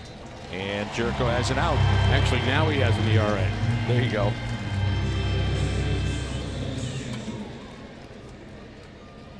I finished up a game with Jose Oquendo pitching. I was playing right field, and Willie McGee was playing shortstop. It was in Philadelphia, and 2 balls were hit over my head. One of them, Lance Parrish, hit a ball over my head in right, and Willie was so mad at me, or I'm sorry, Jose was mad at me for not making the play. And Starlin Castro on his way to second base. They 1-out double, his 4th hit of the night, his 3rd double.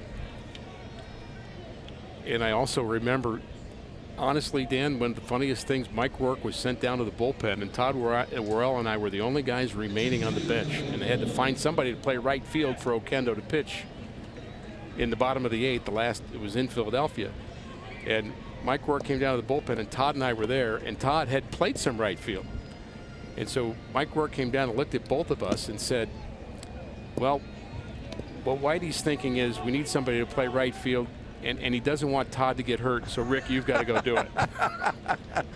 And I thought, well, thank you for that compliment.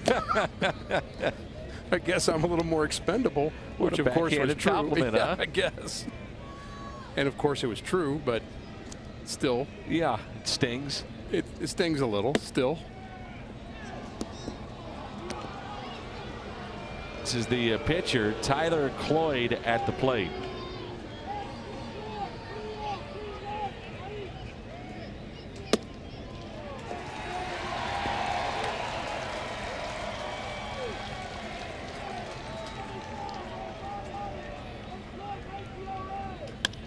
And a ground ball stopped by Munoz, and he makes the play.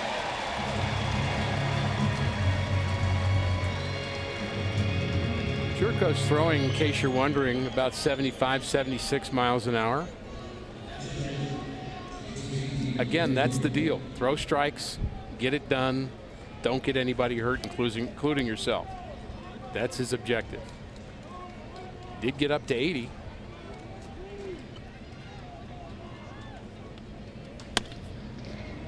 Got in his kitchen there. JT Realmuto at the plate. Now, I remember when Whitey would use Worrell in right, yes, and bring him in to face a hitter, bring somebody else in. Worrell goes to right and then comes back in. But he's doing that in games that matter, in close games. Right. Now Realmuto is hit by the pitch. Tried to throw a wrinkle. Curveball didn't curve. It happens. Amazingly, the benches did not clear. And now Justin Bohr. This one worries me a little bit. Yeah.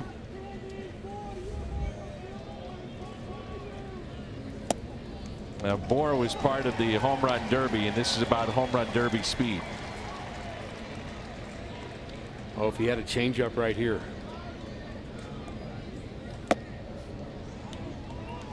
One ball, one strike.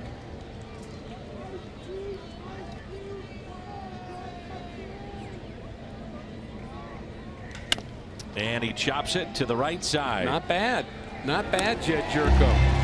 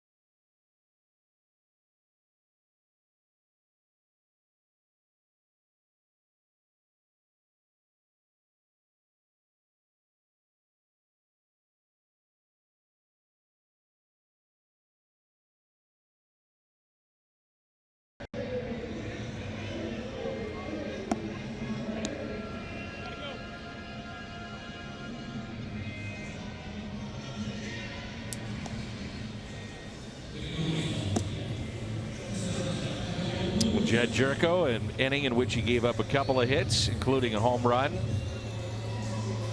He had 16 pitches, 9 were strikes. He topped out at 83 miles per hour. Not bad. Tried to throw a curveball, didn't work. Hit a batter. He's had the experience. Gave up the run, the big fly. You're not really a pitcher till you give up a big fly. Didn't get his first strikeout, but he is the pitcher of record. Perhaps on the positive side, if the Cardinals come back, wouldn't that be interesting? Wonder if that's ever happened. You think? No. An infielder comes in, pitches a mop-up inning, and you score 9 runs, and he wins. How big was the margin of? What's the difference in the game? 8 runs? Yeah. No way. Yeah. I'd like to see more of Gyorko. Well, he's still got his game face on. Oh yeah. But he had to have enjoyed that. There's Pena now. You know, Dan, in a day, honestly, full of sorrows with Red's passing. Nice to have a little lighthearted moment there with Gyorko pitching in the 9th. You'll see a lot on Red in his life and his Cardinal life on the postgame show. Here's a 1-1 pitch. Popped up and out of play. Again, a quick turnaround. 11:30 with the pregame show tomorrow.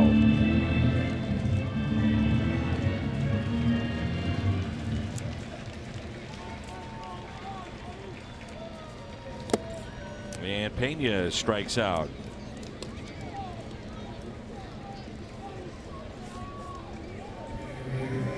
And the Cardinals are down to their final out. That's a 3rd strikeout for Cloyd, who came in with 2 outs back in the 7th.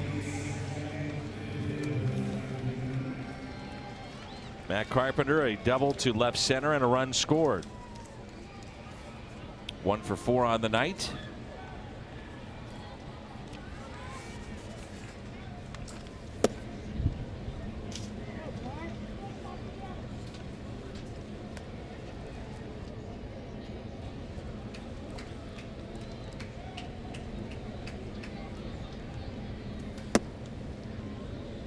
Two balls and no strikes.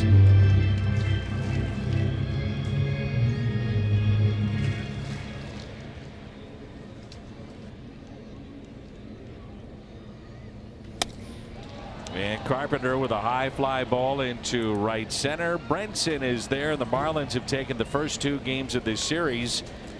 And here in game 2, they win it by the final of 11-3.